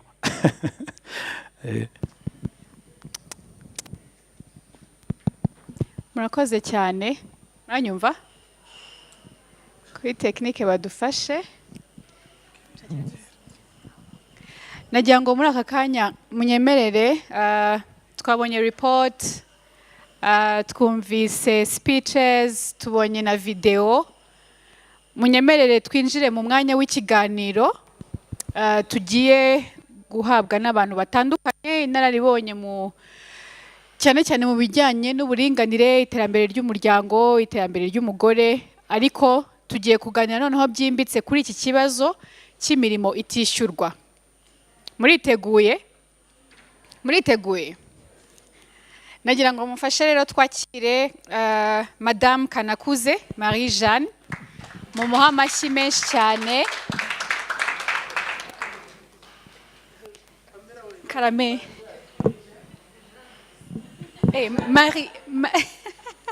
Jeanne d'Arc, Kanakuze Jeanne d'Arc.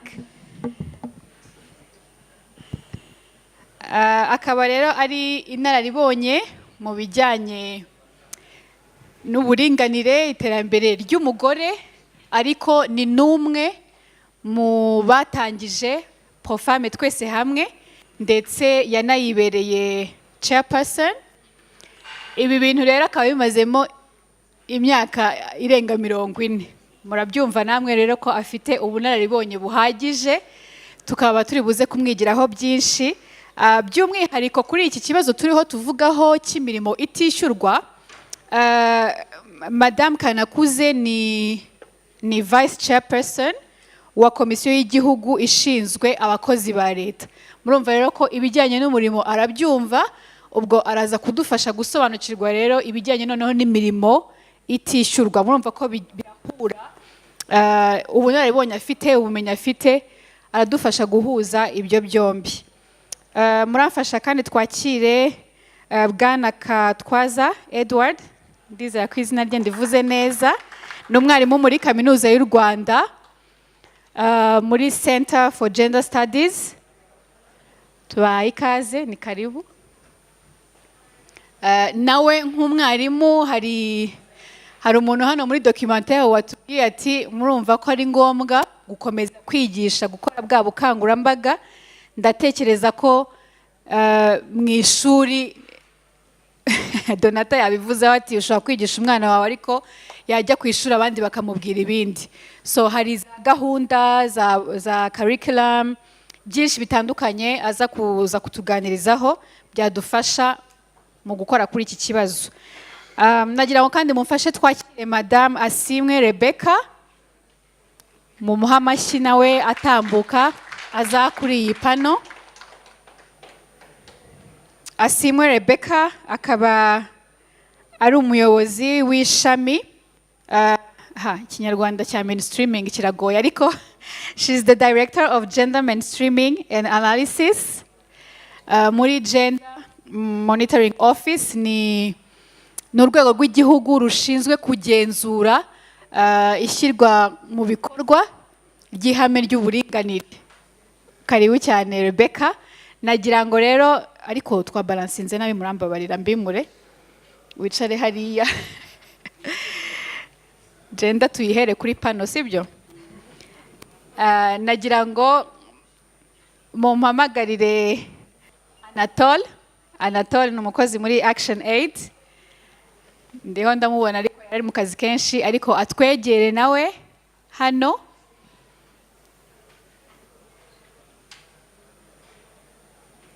Mwabonye ko yego mumuha amashyi rwose nimwishishe.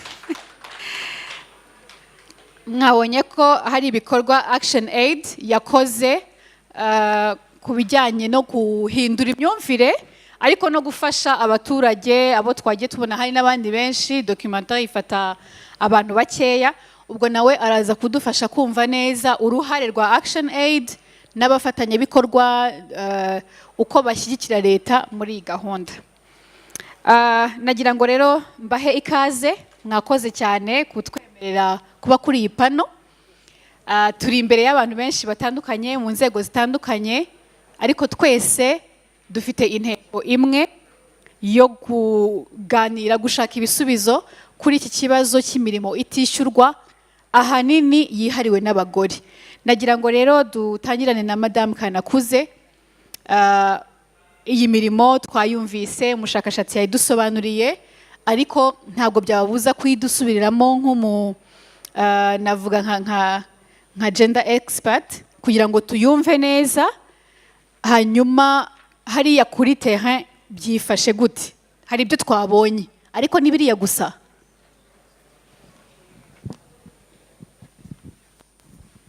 Urakoze Pamela moderator. Iki kibazo ni broad, kirasandaye ngo ikibazo uko kimeze uko byifashe hano hanze nkuko wabivuze twabibonye muri presentation, twabibonye muri aka filime gato tubonye. Ishyamba si ryeru, ntabwo ari byiza.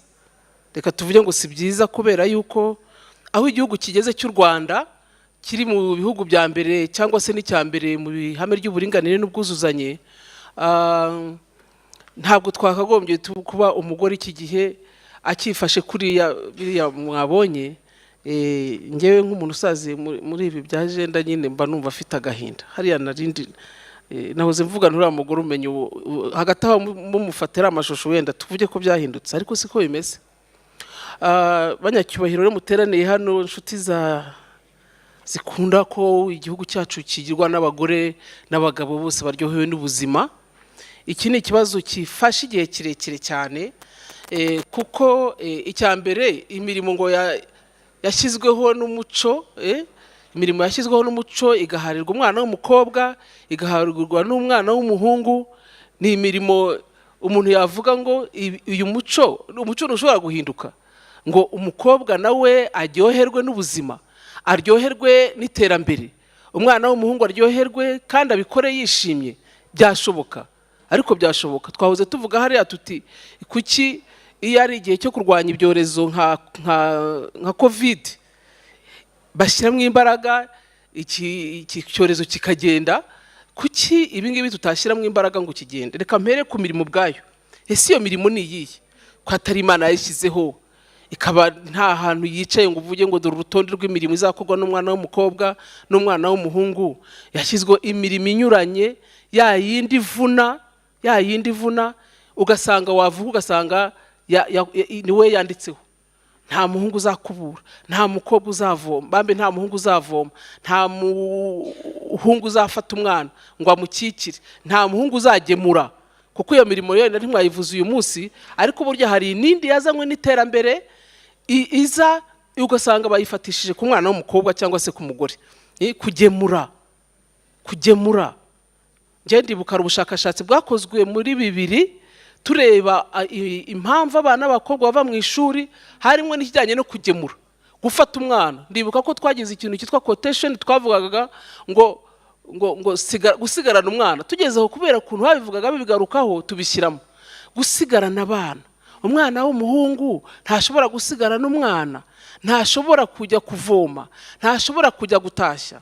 Ni imirimo rero navuga ngo urutonde rwo nari nabyanditse hano mvuga nti ese ubundi ubu ngubu abantu bakuze uwo mwitozo wo kuvuga ngo iyo mirimo ni iyihe, watagangara, waruha. Kuko imyinshi usanga hari yasangiye na wa mwana w'umuhungu cyangwa umugabo, hari yasangiye n'umukobwa. Ariko ikigaragara ndibuka muri 1998 jenoside ikirangira, muri réseau de femmes twakoze ubushakashatsi tuvuga ibyiyo dushaka kugira ngo abagore bajye mu nzego zifata ibyemezo, abagore bajye bagaragare basohoke. Ndibuka ko ubushakashatsi mu bibazo bimwe twabazaga harimo ikibazo kibaza ngo ese ubundi umugore azabona umwanya wo kujya mu nzego zifata ibyemezo. Reka mbasubire mu kantu k'agatendo kabaye icyo gihe, kuko batubwiraga bati umugore tugira ngo bajye kwitoza, umugore akavuga ati sinshobora kujya gutorwa, sinshobora. Kimwe mu cyamuhagayikishaga cyane ni imirimo. Sinabona umwanya, se ninde uzajya gutashya, njya kuba umukuru w'umudugudu, nagenda agatashya nde, hakavoma nde. Ni ukuvuga ngo obstacle irimo, n'umugore ntashobora gusohoka kugira ngo amenye ibiri kubera hanze. Sinzasoma, abagore ntibasoma kuko baba bahagamye muri iyo mirimo itarangira. Murabyumvira? Uratekereza ko yajya mu iterambere kandi nta mwanya afite? Ese mwari muzi ko atumva na radio? Ese mwari muzi ko abura n'umwanya wo kunezerwa? We enjoy. Harano watubwira ati ntabwo nshobora kwinjoyinga sex. Reka magere kuko muri 1998 abari hano ndahabonye imwe ba Godelive ba Crescence. Ariko muri 1998 hari agatendo kabaye hari muri Burera uyu munsi wa none. Noneho tubaza umugore tutese ko tureba twagushatse ngo tuganire nawe, ati ntabwo nari kuboneka, nari nagiye kuvoma. Nimubaze umugabo kuko umugabo ni wari mu rugo icyo gihe. Noneho rero aratubwira akantu gatoya kashekeje. Tumubaje tutese ubu ngubu ninjoro bigenda bite?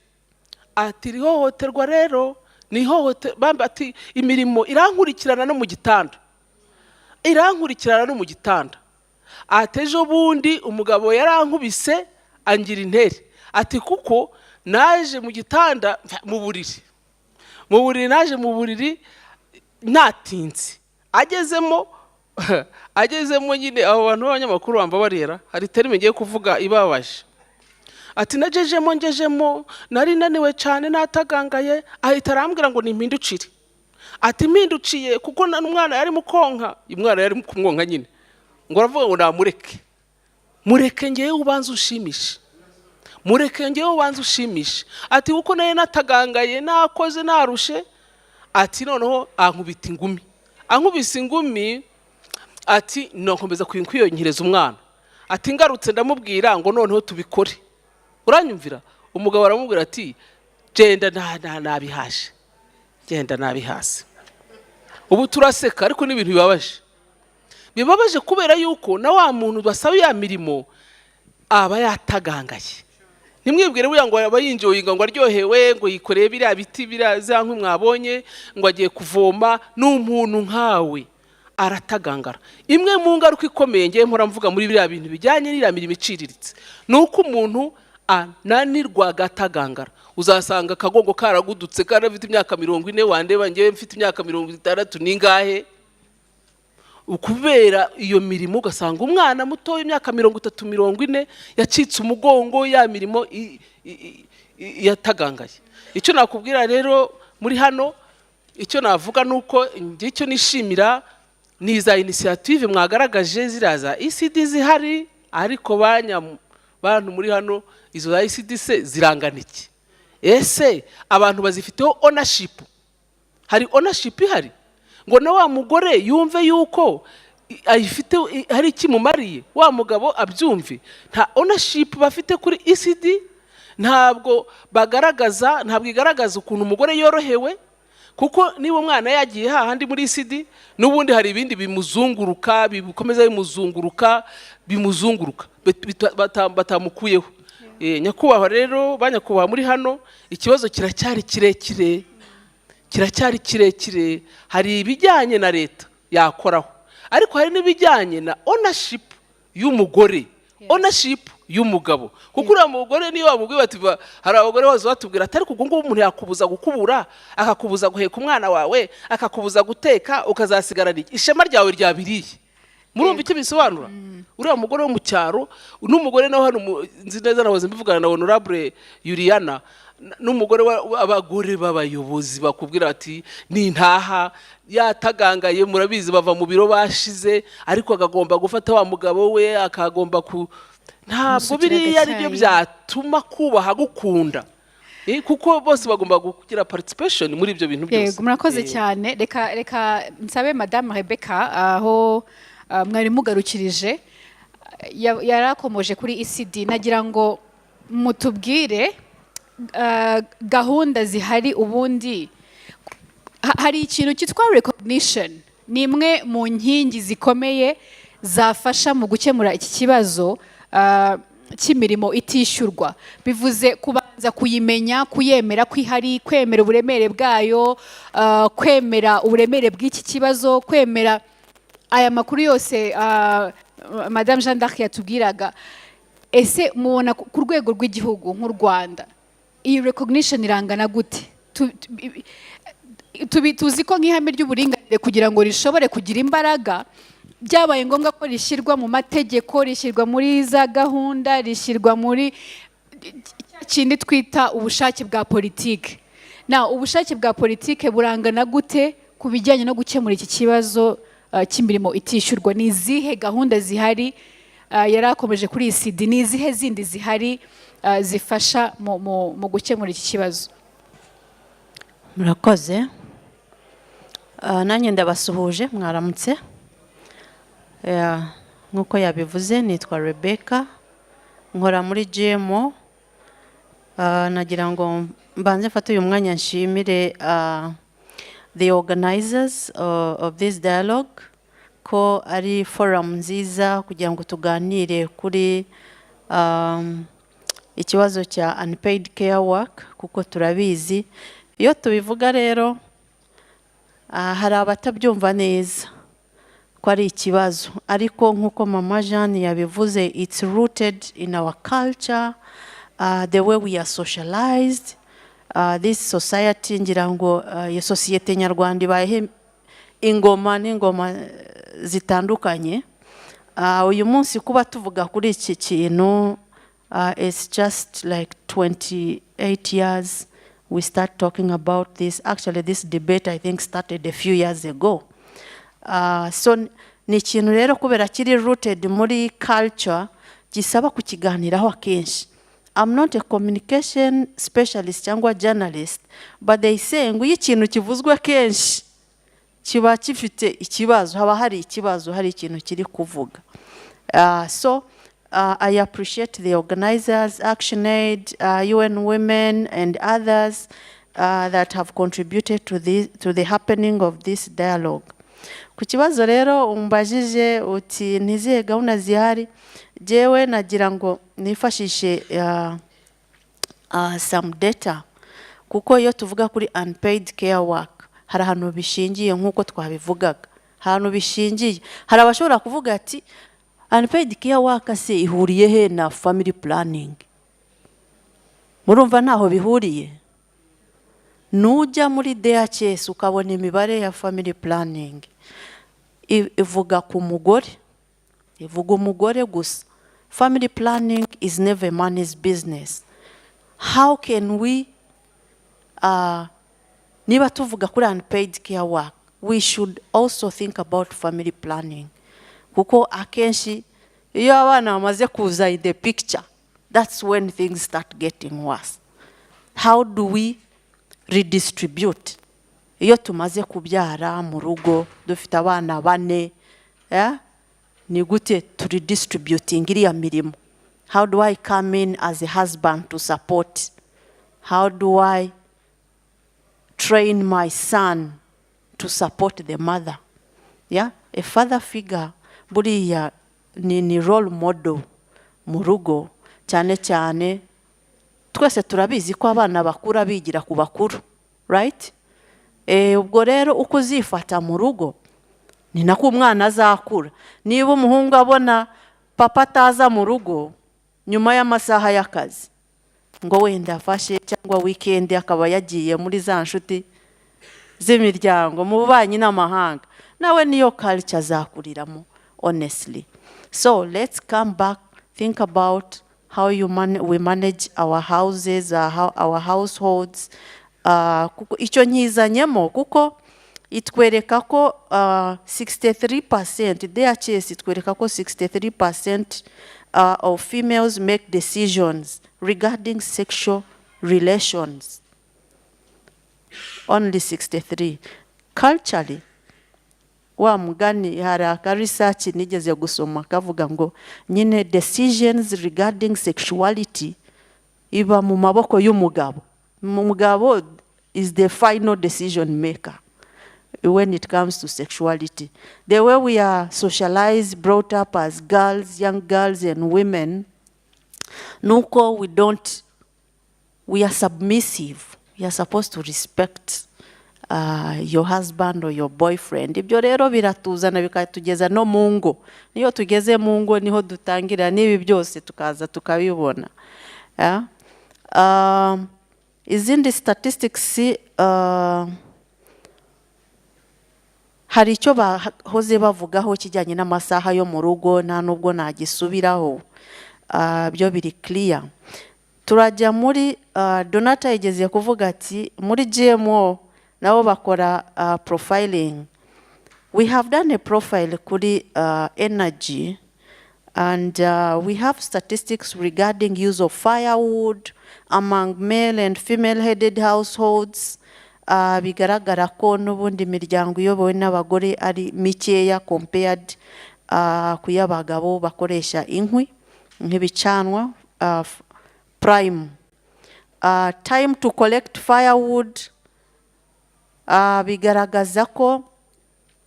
bigaragara ko hari timing bavuga ngo less than 1 hour kugira ngo ubone inkwi. Umuntu bimutwara igihe kingana iki kugira ngo agere aho akura inkwi? Bagaragaza ko unless abantu bashobora, for male headed households that access firewood in less than an hour ni 18.9%. Mu gihe ku bagore kugira ngo accessing inkwi within an hour percentage ni kuri 29 n'igice kimwe. Birumvikana ko bo bibatwara umwanya munini kugira ngo bazabone ibyo bicano. Twagiye no muri perception, turabaza tutese hari awareness muzi kuri health consequences zijyanye no gukoresha non-improved stoves. Ubwo no kuvuga nyine hari abakoresha the 3 stoves zazindi tumenyereye iwacu nabonye muri video bacana inkwi, twese nizongera ngo twakuze dukoresha. Ariko ikigaragara 52% of female headed households said they don't know that this has a negative effect on their health. Kurusha when for male headed households they were only 34%. Bavuga ko they are not aware ko ibi bintu bifite ingaruka kandi birumvikana.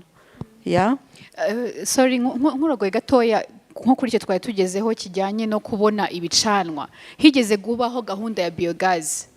Sinzi uko bihagaze uyu munsi, ariko cyari kimwe mu bisubizo byo gufasha. Mwigeze kumva umugore umwe hano avuga ati mbonye amazi hafi, mbonye ibicanwa hafi, nanjye byanyorohereza. Harimo ikijyanye no kugabanya urugendo akora, ariko n'imvune. Mwamubonye kameramani yamufashe yikoreye inkwi ku mutwe, twariho twibaza impamvu atazishyize hasi kugira ngo baganire, ariko dusanga kongera kunama kuziterura nabyo byari kuba ikibazo. So nagira ngo mutubwire, ese haba hari ingamba ziri in place zihari zo gufasha yaba uyu mugore yaba uyu mugabo gufasha urwo rugo kubona ibicanwa hafi, kubona amazi hafi, kugira ngo bibe nk'uburyo bwo kugabanya uburemere bw'iyi mirimo itishyurwa? Ingamba ndumva zimwe mwazivuzeho zijyanye na ECDs, ariko ahandi ni ukwigisha abagabo n'abagore kugira ngo bagabane imirimo, bayisangire, ya redistribution turi kuvuga, awareness campaigns, gukangurira abagabo kugira ngo nabo bitabire iyo mirimo.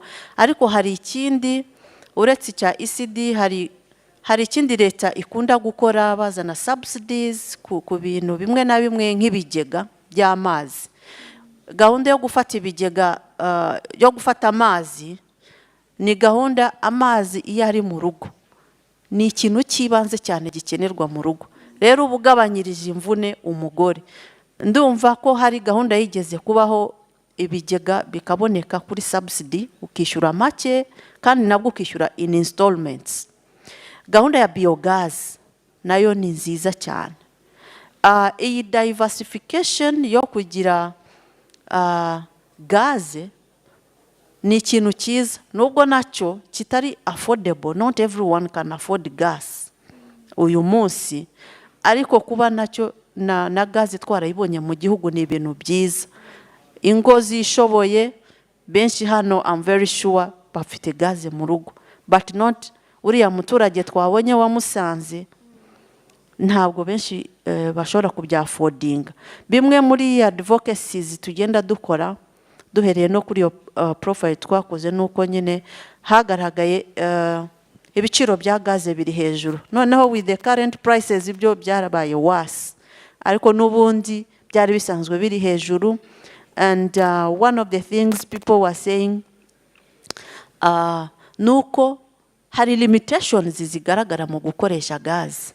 Ni ukuvuga ngo niba mfite igicupa cya 12 kgs igashira, I'm forced to buy 12 kgs.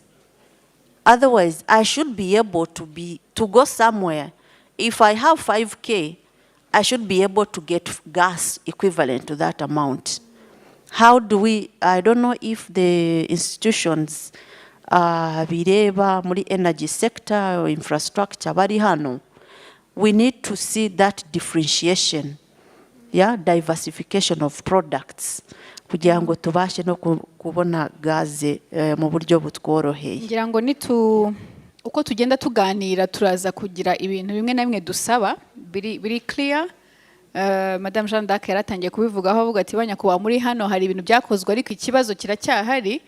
Namwe turabateguza gutegura ibibazo byanyu n'ibyo musaba mukurikije ukuri kuri mu miryango yanyu, cyangwa se mu ngo zaba bandi muhagarariye cyangwa se muyobora ku nzego zitandukanye. Nagira ngo baze Edward nubwo hano kuri pano hari undi mugabo ariko araza kuvuga ibindi.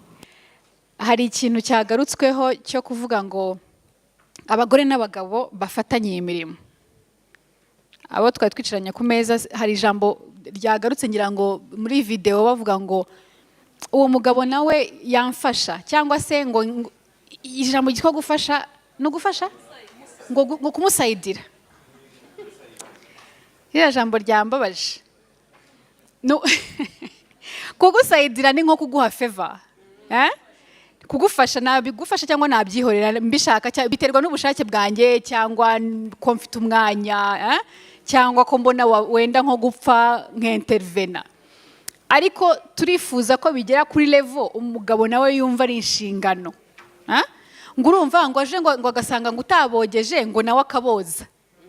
byaba ari byiza ariko ye kubikora kuko asanze utabikoze, anabikore uhari. Hari abantu benshi bakunda kuvuga ngo ibyo bintu nabikora ngo madamu aramutse arwaye, ngo akuriwe, ngo cyangwa adahari yaragiye iwabo, hanyuma se ahari ari muzima kandi atanakuriwe biragenda gute? So nagira ngo dufashe ku imyumvire y'abagabo kuri iki kibazo. Ntabwo turi gushinja abagabo hano, kuko entre parenthèse hari n'abagore badakora imirimo, mwari mubizi, batayikoza, turabigarukaho nyuma. Iki kintu kijyanye no gufasha, navuga tuzagera gute ku rwego rw'aho abagore n'abagabo bafatanya iyi mirimo ku buryo bitaba umutwaro ku mugore gusa. Hanyuma ubwo uraza no gukomoza ku ruhare rw'uburezi. Uri umwarimu mu bijyanye n'uburinganire, uraza kudufasha kubyumva, twabigenza gute? Murakoze kandi ndashimira abateguye iki kiganiro, nanone abayobozi bari hano, ngira ngo turaza kugenda dufashanya kugira ngo tubyumve kuko turi ahantu hamwe. Ikindi muze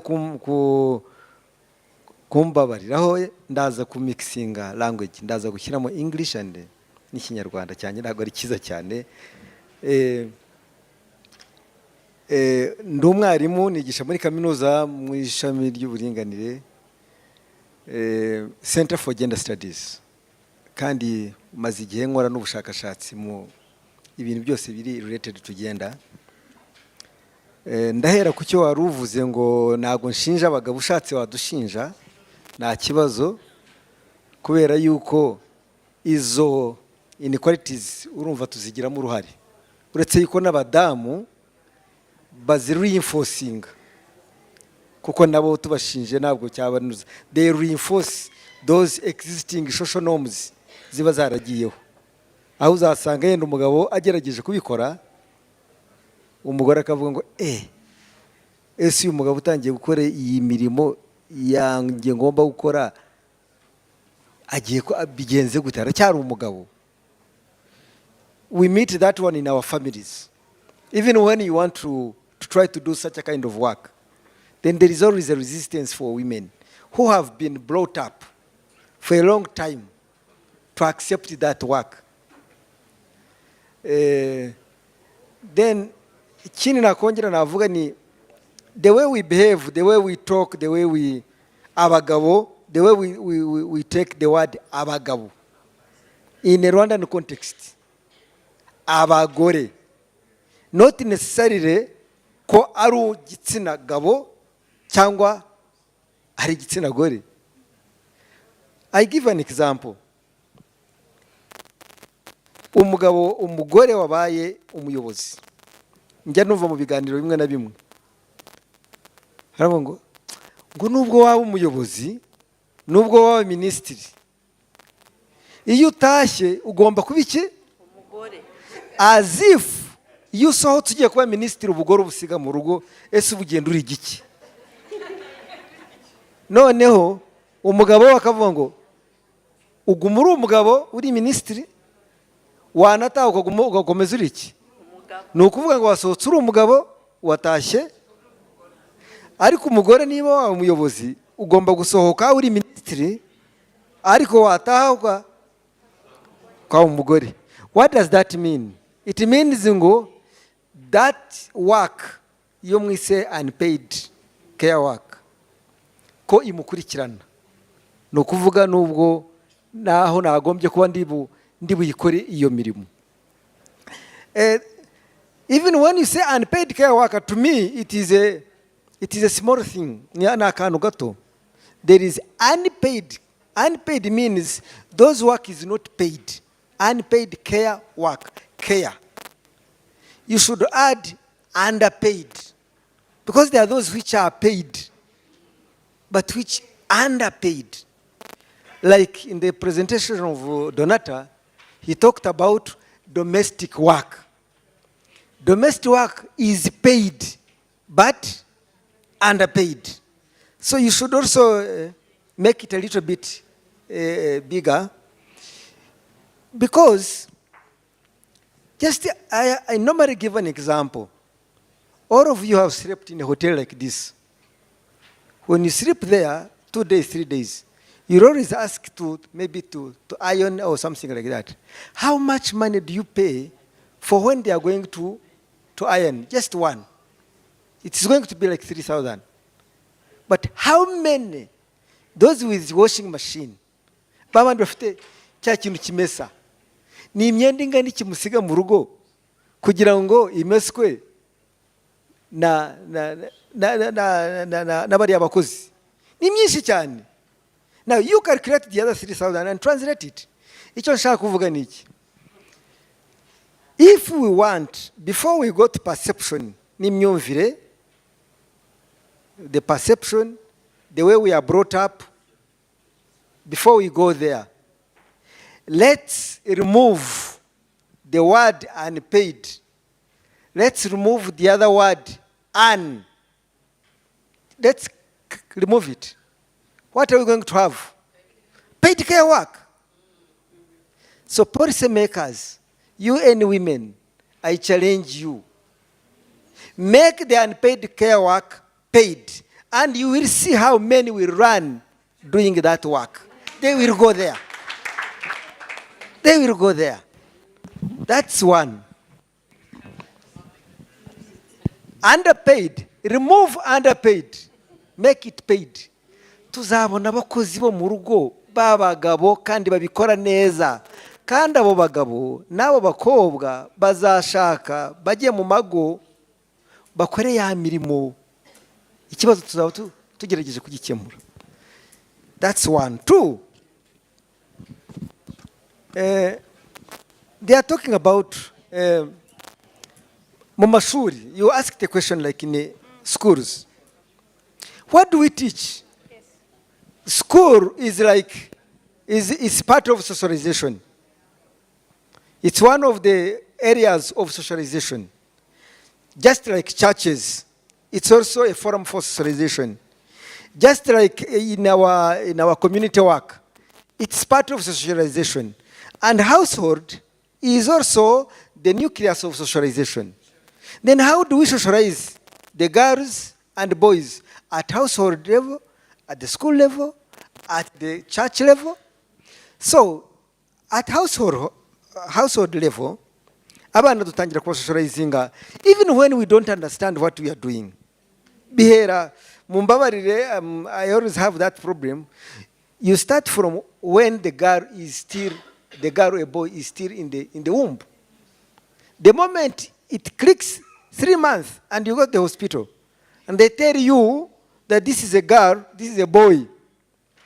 What kind of words are you saying? If this is a girl, you start saying, Keza, I mean, those agasarod, Kazamfasha. There's those words. You are telling a kid who is listening, by the way. I think in the womb is listening.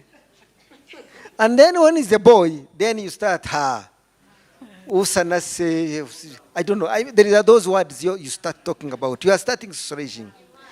And the moment the kid is out, the moment you hear, my wife has got a kid, a girl, those kind of colors you bring, those kind of things you bring, the way you... So you're already socializing that.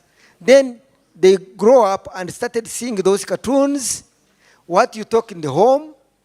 You buy the toys, you buy the gun for the boy, and you buy the doors for the girl. What are you telling that girl? You are telling care work. The names is in the care.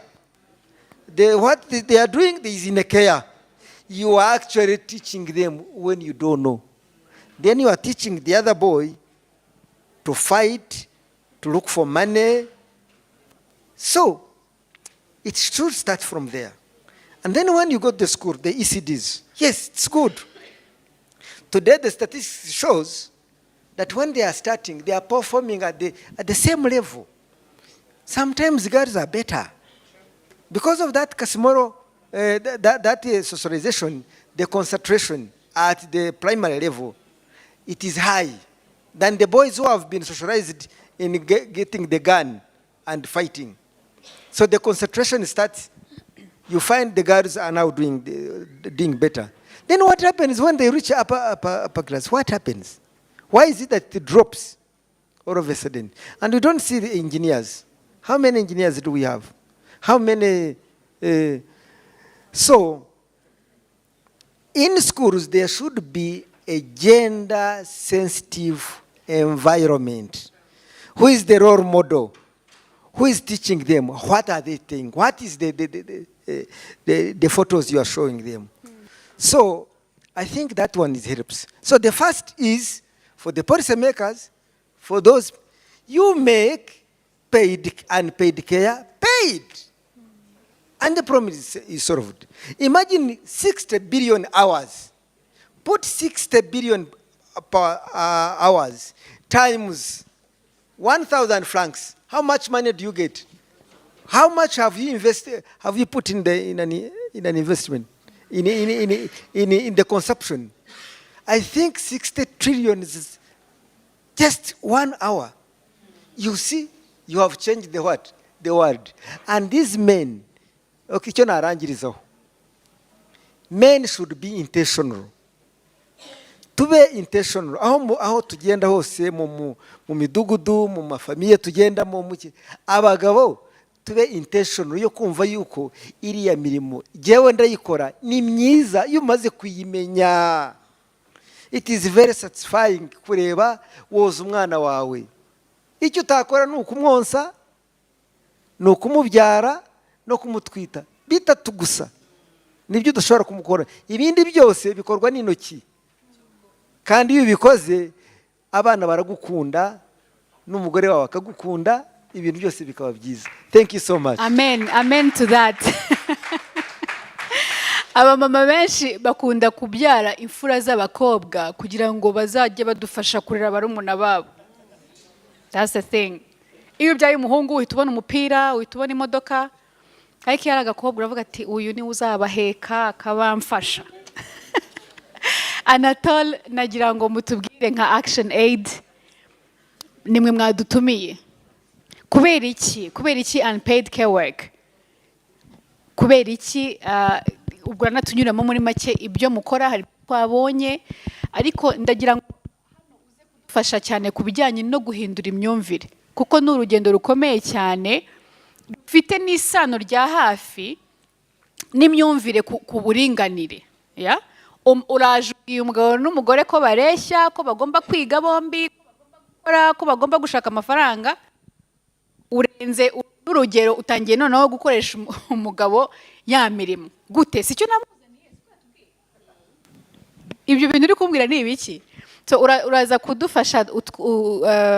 Hano hari izindi nzego zitandukanye, hari icyo twabigiraho nka Action Aid kuri approach yanyu, uko mubigenza, uko mubikora, no kugira dusaba ubufatanye, cyangwa se ni hehe ubona gaps dukwiye natwe kubafashamo. Murakoze. Nitwa Anatole, nkaba ndi umuyobozi w'ishami rya porogaramu ndetse na politike bya Action Aid. Nkaba narabaye muri uru rugendo rwo gufatanya n'abandi guhindura imyumvire, mainly on this issue of unpaid care work since 2012. Twari dufite projet nini on unpaid care work. So the moderator asked why this topic of unpaid care work, because Action Aid is a human rights organization, but mainly a women's rights organization. So we focus on the rights of people, but specifically the rights of women and girls. This topic of unpaid care work affects the most women and girls, specifically in the rural areas, the remote areas. Allow me to shift in Kinyarwanda. So, maybe I will mix because we are recognized with also these languages, because these are the working languages. That's why they interfere with our language. But also we use it to make sure that also other colleagues who don't speak Kinyarwanda can at least get the message. So, why this topic? Action aid. Mu by'ukuri, Tess will help us to translate and other colleagues. Action aid nk'umuryango uharanira uburenganzira bw'umuntu cyane cyane umugore ndetse n'umwana w'umukobwa. Iki kibazo nk'uko mwakibonye cy'imirimo idahabwa agaciro, twe no kuvuga ngo idahemberwa. Ngira ngo lecturer yabivuzeho, kuba underpaid ni component y'iki kibazo cya unpaid care work. So, tubona yuko n'ubundi those care industries employ most females, bakoresha women. So, ugasanga n'ubundi they are really paid less. Kubera yuko abantu bumva yuko only women will perform best those care related employment or jobs, and those occupations are less or underpaid. And there is a competition, for example, in hotels. Ni mujya muri hotel, men don't clean at home, but in hotels, you can visit the kitchen here. You will find men there. So, bivuze iki? Nkuko lecturer yabivuze, iyi mirimo igiye kubyara agafaranga ihinduka iy'abagabo. So, rero twe tubona ko bitewe n'umuco bigaterwa n'imvune zirimo, bigaterwa n'amasaha arimo nkuko mwabibonye, bituma hari kind of really deprivation of some rights for the women. Hari rights abagore, abana b'abakobwa batabona. Jewe genda umugabo wahindutse, I'm really a changed man, and currently I'm even claiming my rights at home, really to make sure we equally share the unpaid care work. Because there is a time when I'm in the office, my wife tells me, you can bring this, I bring this. Nkavuga ngo, but we need to share. Nubwo nahindutse, sibyo? But we need to share. Kuko nanjye hari research zigaragaza yuko iyo umugabo nawe atinjiye muri iyi mirimo, hari rights abura zo kwinjoyinga the parenting. Hari rights abura zo kubona wa munezero wo kuba uri kugaburira umwana, sibyo? Jewe iyo ndi kugaburira umwana numva nishimye. Iyo ndi kumutamika muhoreza igikoma, I do it. Ntabwo ari ibigambo ndi kuvuga hanga. Iyo nanjye ndi kumuha igikoma. Anato, ntabwo umugabo nigiye kubaza. Ntabwo umugabo uruvuga ati ko nk'uyu mugore ari ubu kucyatamuga. Ntabwo buri kubyibaza ibyo bintu mu mutwe. Sorry. Ntabwo ugaburira umwana uvuga ngo nk'ubu mama wari he nk'ubu kuki mwa mutabigenje gutya kuki muba. Icyo mbabwira ikibazo ngira. My big question is that I miss time to perform those kind of care roles, care tasks. When I want to clean at home, it conflicts with other workload. The computer is calling me to do some work. Iriya mirimo ni mirimo mbabwiza ukuri, reka mbabwira andi makuru. Mwese muri hano tubyumve kimwe. Jewe iwanjye tudafite umukozi wo mu rugo, umwe yasezera akazi. I'm telling you. Ubwo yabarinde? If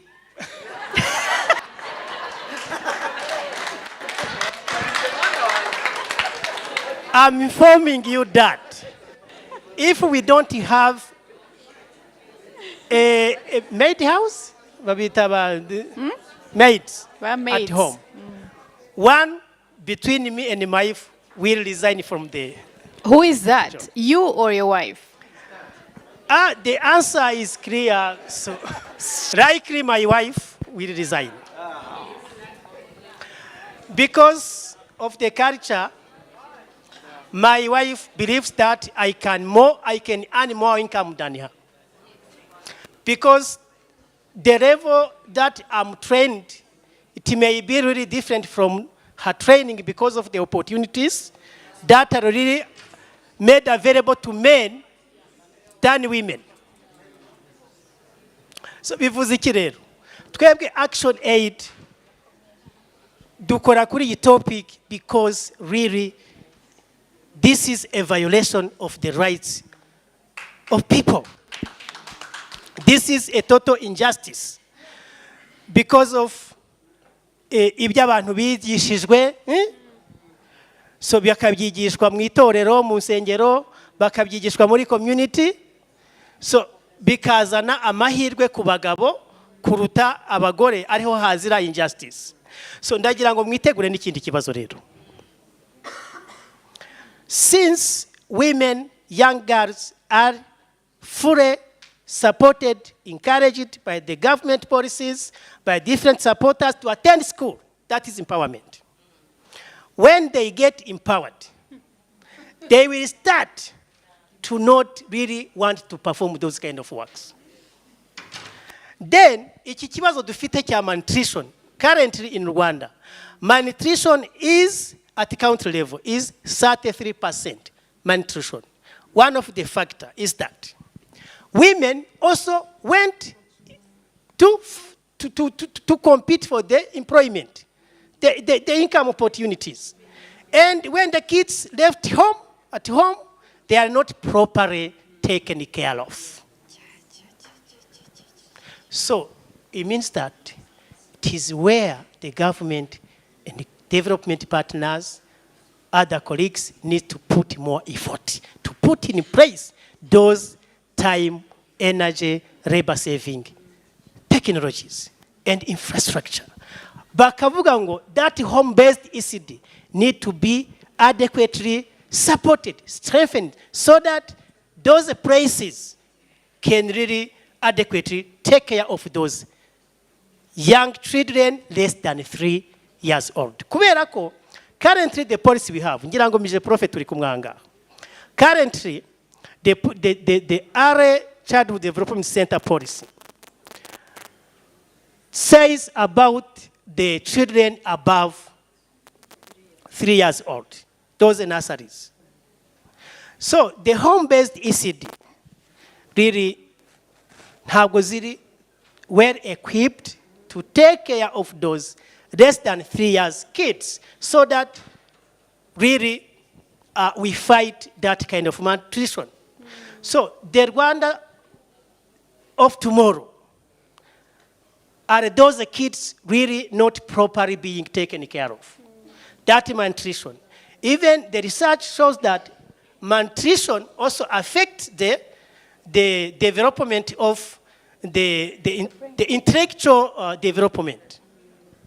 So bivuze iki rero, as we are together with the policymakers, advocates, activists, researchers, tugomba kureba, we together with Action Aid, nigute, those home-based ECD can really be adequately supported, then they can function very well to take care of those very, very young children, so that they free women from that burden to join to compete from the income generating opportunities. So Action Aid iri hano kugira ngo dufatanye guhuza imbaraga. Nkuko pillars z'ibyo dukora zivuga, pillars ya kabiri nuko dufatanya n'abandi. We work together with others to advance these issues, to support these issues. Ariko ikindi cya mbere pillar dukoraho nuko dufasha wa muturage, tukamufasha gahinduka kugira ngo abere urugero n'abandi ko bagomba guhinduka. Today nkuko mwabibonye, they are men testifying that now they support they do that kind of unpaid care work, and their women, their wives are happy with that, and their economic progress is really progressing very well. Yeah. So ndumva rero mu byukuri ntizimbye mu magambo, Action Aid ikora kuri ibyo byose, tukimpawaringa the community, hakagira some families dukorana kugira ngo twerekane ko ibyo bintu bishoboka. Second, tukaza tugahurira hano kugira ngo tuganire twango niba byarashobotse kwa Anatole, kuki bitashoboka kwa Pamela? Niba byarashobotse, niba bishoboka iwanjye, kuki bitashoboka? Gusharinga rero unpaid care work between me and my wife is not enough. It's not enough. Niyo mpamvu hakeneye rege ndumva sinzi hano niba hari umuntu wa rege hano uzi bivugaho. So biogas iragaragara kitari gutanga igisubizo. Simbizi niba ari uko twabyita. Ariko yagombaga kugira icyo igabanya. So rero ntabwo gufatanya iyi mirimo umugabo n'umugore ari cyo gisubizo dushaka, sibyo? Cyonyine. Ahubwo hari n'ubwo buryo bushyirwaho to what extent this cooking gas is subsidized, so that it can be afforded by all people. Thank you. Niyo mpamvu turi hano kugira ngo turebe niki cyakorwa. Hanyuma icyanyuma nuko tugomba gukora ku bipimo. So twabonye yuko mu Rwanda mu by'ukuri nibura amasaha ane umuturage ayakora, umugore ayakora ari kuri unpaid care work. Ese ku rwego rw'akarere, ku rwego ba mudugudu bari hariya, research twakoze hariya mu cyaro iwanyu, umugore akoresha amasaha 6 kube gutya gutora inkwi, za nkwi nta nizihari. Abaturuka muri East nibande hano hari amashyamba mwahabonye? Abaturuka muri East n'amazi ni make ya muri East, Wasake sinzi niba yaje ahangaha. Ariko tugomba kureba tukavuga ngo tuti ntabwo dushaka yuko n'umugabo amara amasaha 3 ajya kuvoma harahirya. Nta nubwo dushaka yuko umugore amara amasaha 3 ajya gushaka inkoho zitari. Ahubwo twese policy makers, civil societies, private sector, Pamela uze kumfasha dusaba abantu barahanga. Wavuze ngo niki dusaba abantu barahanga? Reka nsabe kimwe ndekeraho ngaho. Mama Jeanne bagenzi banjye na gender monitoring office are doing a great work to influence the baby's room at workplace. Kuko there is a time the maid can decide to leave ataguteguje, unplanned, kandi ngomba kujya ku kazi n'umugore wanjye agomba kujya ku kazi. So imagine bijya bibaho. Tugomba kugira icyumba, a baby's room at the workplace, so that when nta buryo buhari babana mpite mbazana mbashyire muri baby's room. Icyo kintu tugisabe mije profi dufashe n'abandi mudufashe kugira ngo cya cyumba kibe availed, so that in case of emergency I can come together with my kids. Hanyuma hashyirwaho n'ubushobozi bwo kuba babana bagiye muri baby's room bashobora kuba entertained but also babone n'ibyo kurya, sibyo? So thank you so much, Pamela. Urakoze cyane Anatole. Hari abandi bagabo bahindutse bari muri hano? Abagabo bahindutse muri hehe? Nagira ngo iki kibazo mu by'ukuri hari igihe tukirebera mu gusasa no gukoropa no guhanagura no ku bya bindi byo mu rugo bisanzwe. Ikibazo kinini cyane nk'ubu hari ibyo twaga by'abana n'imirire. Nashakaga kuza kubaza Honorable Juliana abinyemereye, ariko na Mama Jeanne hano nk'umuntu ukora muri komisiyo, umwe mu bayobozi muri komisiyo y'igihugu y'abakozi, ntimubona ko iki kibazo kinafekta abagore bakora muri offices mu kazi gasanzwe karatubyukiramo? Guhora ubwira boss wawe ngo ngiye gukingiza umwana yakoroye, Anato, ibyo wari uvuze iyo umukobwa avuga ati ndagiye, ninde usiba akazi? Umugore niwe usiba akazi. Ubuza jya urabwira boss wawe ngo nta mukozi mfite. Icyo kibazo muri public service, muri za offices dukoreramo n'ibindi ndagira ngo ako nako tugakoreho. Hanyuma mugenzi wa Gustave niba araza kumfasha, mikro ive hano kuri pano ize aho ngaho mwicaye, mutubwire ikintu mwumva cyakorwa hari ukuntu ndi kwiyumvamo hano hari umugore uri buvuga ati ariko iyo mirimo ko ari iy'abagore murayishakaho iki? Nibwo bwoba bafite, ariko nizere ko nizere ko ntawe uhari.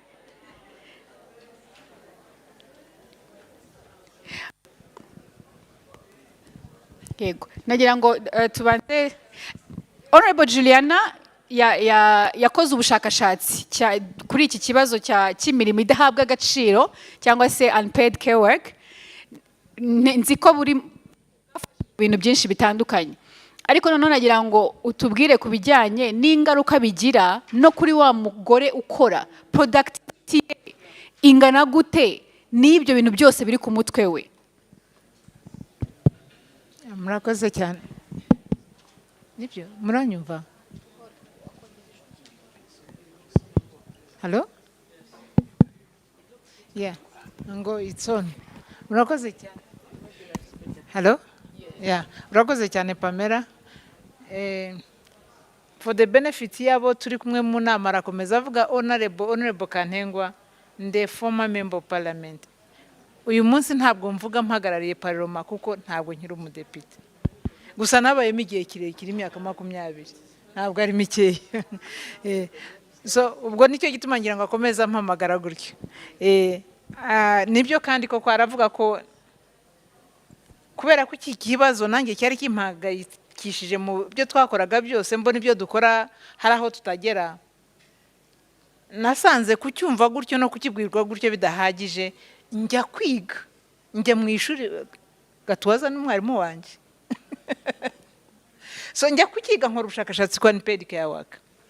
Nakoze ku women politicians, abari muri iyo myanya yose, ariko bijya no ku mushefu umudugudu n'umunyapolitiki murabizi n'umukuru w'agacaca. So nakoze ku bushakashatsi ku bagore bari mu myanya ifata ibyemezo bya politiki. Mu kuganira nabo n'iki byose uko nabibonye n'ukuntu biba affecting. Of course bakora iyo mirimo yose turimo kuvuga nk'abandi. Yewe bamwe nizo nshibaza nizo ngume mama Jane yavaga barazikubitwa. Simvuga ngo ni bose, ariko bamwe barazikubitwa murabizi. Ariko cyo kora icyo nabonye nuko niki bijyanye bigafata nibyo ngira ngo twazageze kuvuga ati abana iyo bari bato baba bakora kimwe. Uko bagenda bakura tukabura engineers tukabura abande, niyo bari magi usanga ari umwe. Kubera iki? Kumva amakuru yamenye general knowledge kuri televiziyo na kuri radio, uri mu gikoni. Ibyo ngibyo abimisinze. Araho arimo gukora homework arasoma. Wowe urabikora iminota 30 warasoma amasaha 2. Uko mukura niko agenda yagura ubumenyi bwe. Wowe kubera iki? Kubera ko akazi kari demanding. Wenda na mugenzi wacu muri polisi aze kutubwira kuki mu kazi katuma ujya hirya aho utegere ya mirimo yawe usanga tugenda.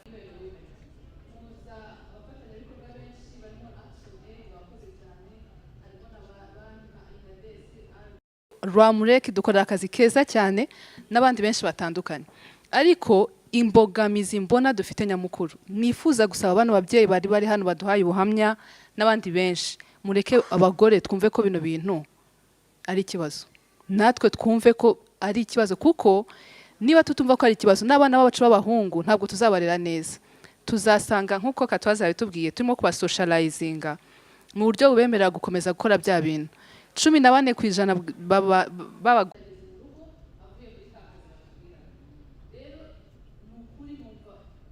no ntabwo turi bake, ariko we can change something.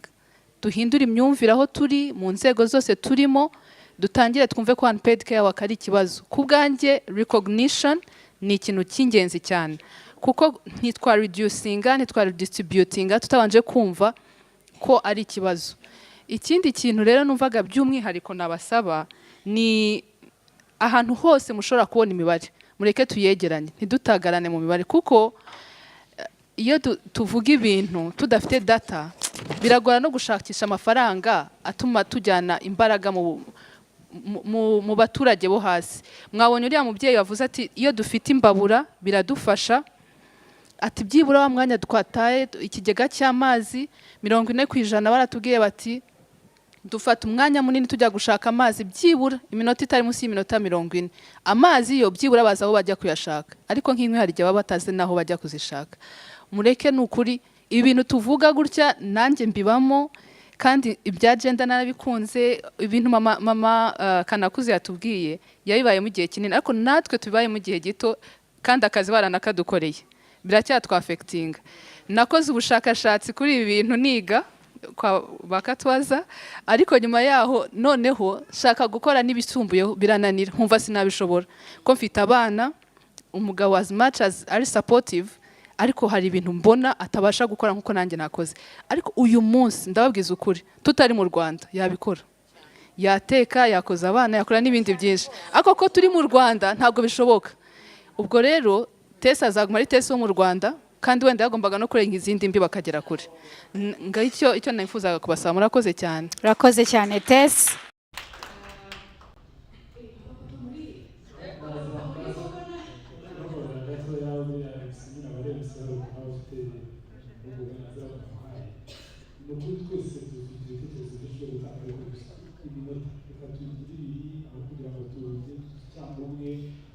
cyane. Hanyuma hari umugabo hano wamanitse, ariko Scovia nari mpaye abagore batatu, hari byari kwitwa iby'abagore gusa kandi n'abagabo bahari, ntabwo ari byiza.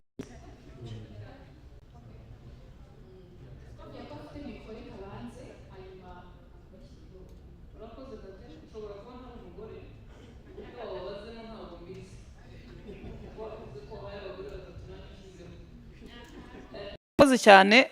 Ndi Scovia Mutesi, ndi umunyamakuru wa buri munsi. Nashaka gutanga igitekerezo ku bijyanye n'imirimo. Dufite no muri media kuvuga kuri iyi mirimo biragoye, kubera ko turi muri sosiyete nyarwanda idafite akazi. Dufite imirimo itanditse. Iyo dufite imirimo itanditse myinshi rero hiyongeraho na ya yindi y'abadamu. Ucyo ndimo nibaza, umugabo urimo gute mu rugo rw'imiyenzi kugira ngo ruringanire, iyo mirimo yirabarwa? Ni ukuvuga ngo kubera ko dufite imirimo myinshi itanditse itabaze, na ya yindi y'abadamu izamo. Ikindi, ntabwo agenda n'abandi bose bari muri ibyo bigo aribo bashobora gutuma iki kibazo gikemuka, kuko nta nganda tugira ngo abantu 500 babe bari mu ruganda rumwe bitume umugabo azi ko umugore we ari ku kazi azazana amafaranga. Nanjye umugore utinjiza amafaranga yakora ya mirimo imfasha kugira ngo nkore akazi kinjiza amafaranga. Nukubanza ngo turebe politiki ya leta yo yubatse iki gitanga akazi muri rusange, tutarareba igitsina. Hanyuma nitugera no mu kazi, ngenekeza ko umuntu akwiye kujya ku kazi igitsina atagifasha imbere ngo abantu baba ari cyo bareberaho kucyo agiye gukora. Niba ndi mu kazi harimo harakora Scovia, nk'ubukatazi ngo ahaye mikoro ngo Scovia ni umugore, ntabwo nzi niba yasakaga binjira. No mu kazi bihakwiye kuba hari ubwo buryo butuma abantu bakora tutarareba igitsina, nitwubaka uburyo bwo gukora.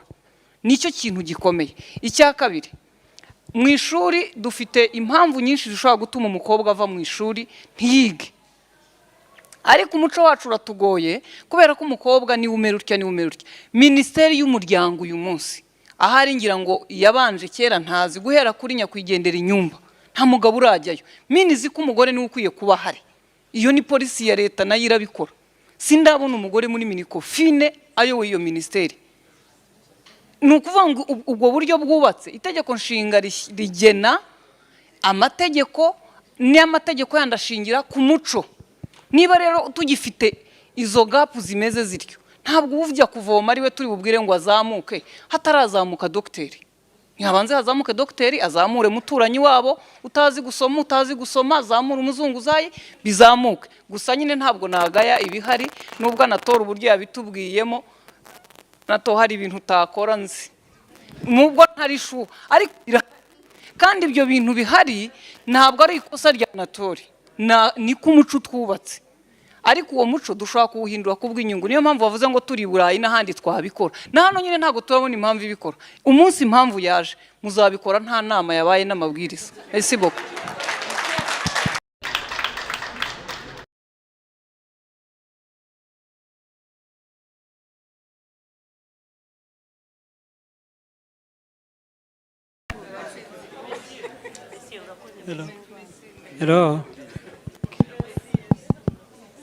Hello.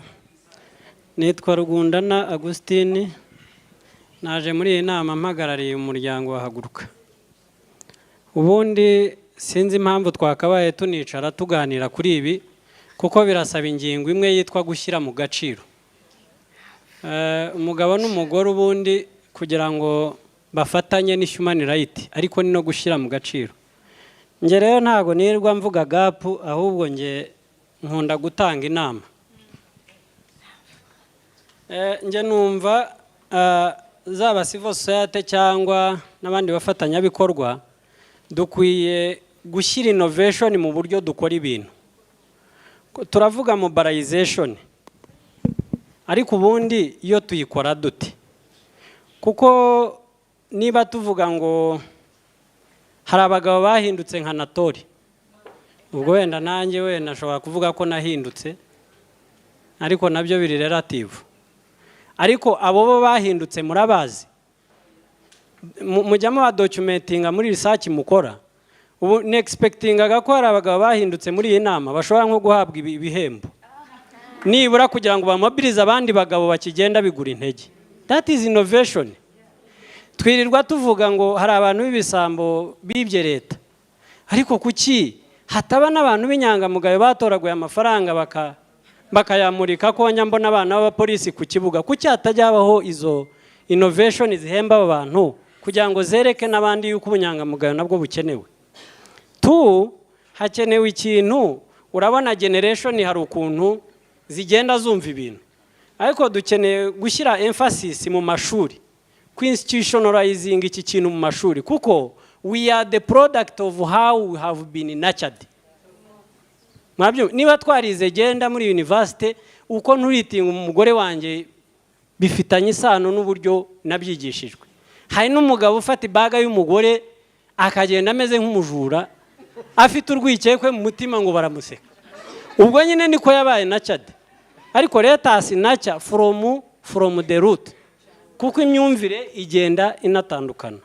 So universities, secondary schools tugerageze gupenetratingamo, nibwo tuzaba twizeye future. Ikindi rero uruhare rw'ababyeyi, izo redistribution tuvuga ni ababyeyi nyine batanga iyo mirimo. Hari abandi se dukwiye rero kudistributing imirimo y'abana at early stage kugira ngo turireducing iki kintu cyo kwanimating stereotype. So iki rero nitugikora kizadufasha kubaka ejo hazaza. Icyanyuma rero cyo reka nyivuge mu Cyongereza kubera ko civil society organizations are always donor based. And then when we are talking about strategies to mitigate these issues of injustice, it requires two things. Number one, it requires mindset change. Ariko number two, it requires hard interventions that mitigate the risk. So when the donor requirement dictate you to do only soft interventions, when I talk about soft interventions, I talk about meetings, engagement, sensitization. But we should always invest in making interventions that are hard, including za rondereza bavugaga, ibigega by'amazi, those tangible things that can even reduce the risk. But we are binded by the donor requirement. String attached conditionalities always lag behind our development, and then we keep saying, arguing, and so on and so forth. So we need to shift and combine strategies in all forms to do something. Thank you.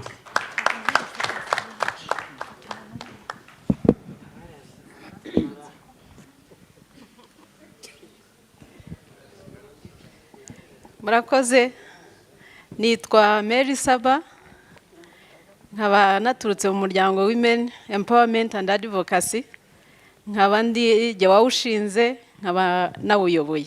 Dukorera i Huye.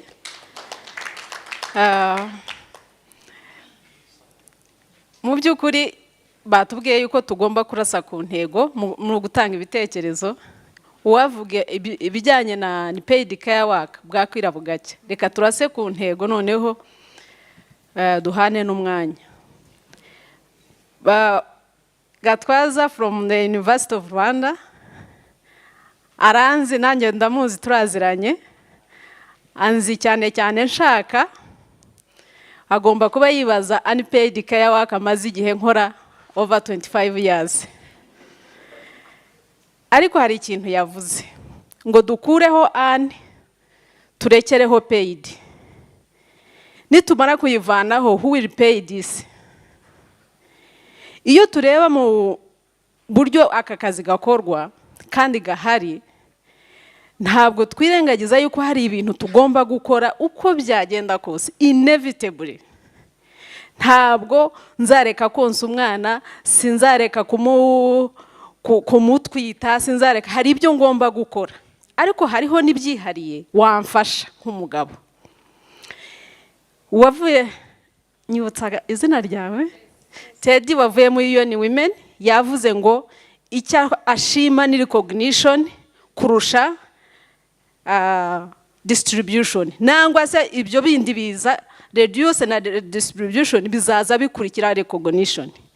Ikintu dukeneye, noneho nka takeaways today, ikintu dukeneye nuko habaho gufatanya, ariko n'ibyo nkora ngomba gukora wenda atashobora biologically n'ibiki, akabyemera akabiricognizinga ko mbikora.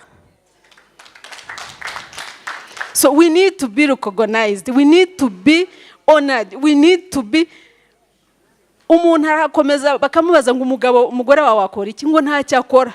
Barabivuze neza, nitwe tubyuka kare, nitwe turyama dutinze. Ariko iyo mubaje ngo akora iki, ngo ntacyo akora.